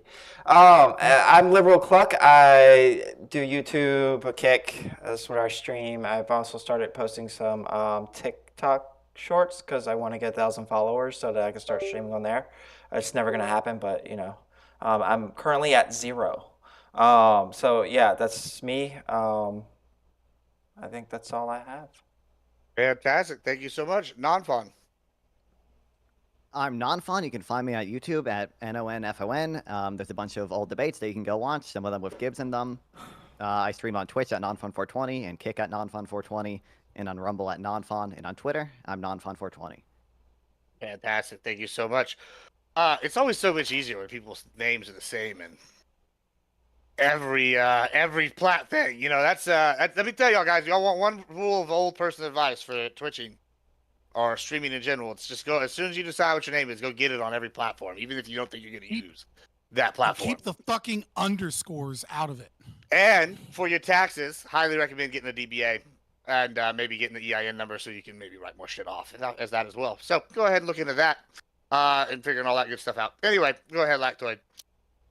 Yeah, so I'm deeply concerned with some of the rumors that are coming out about Twitter. If it turns out that Elon is launching some kind of purge, which there appears to be some evidence for, then he should absolutely be open to criticism, right?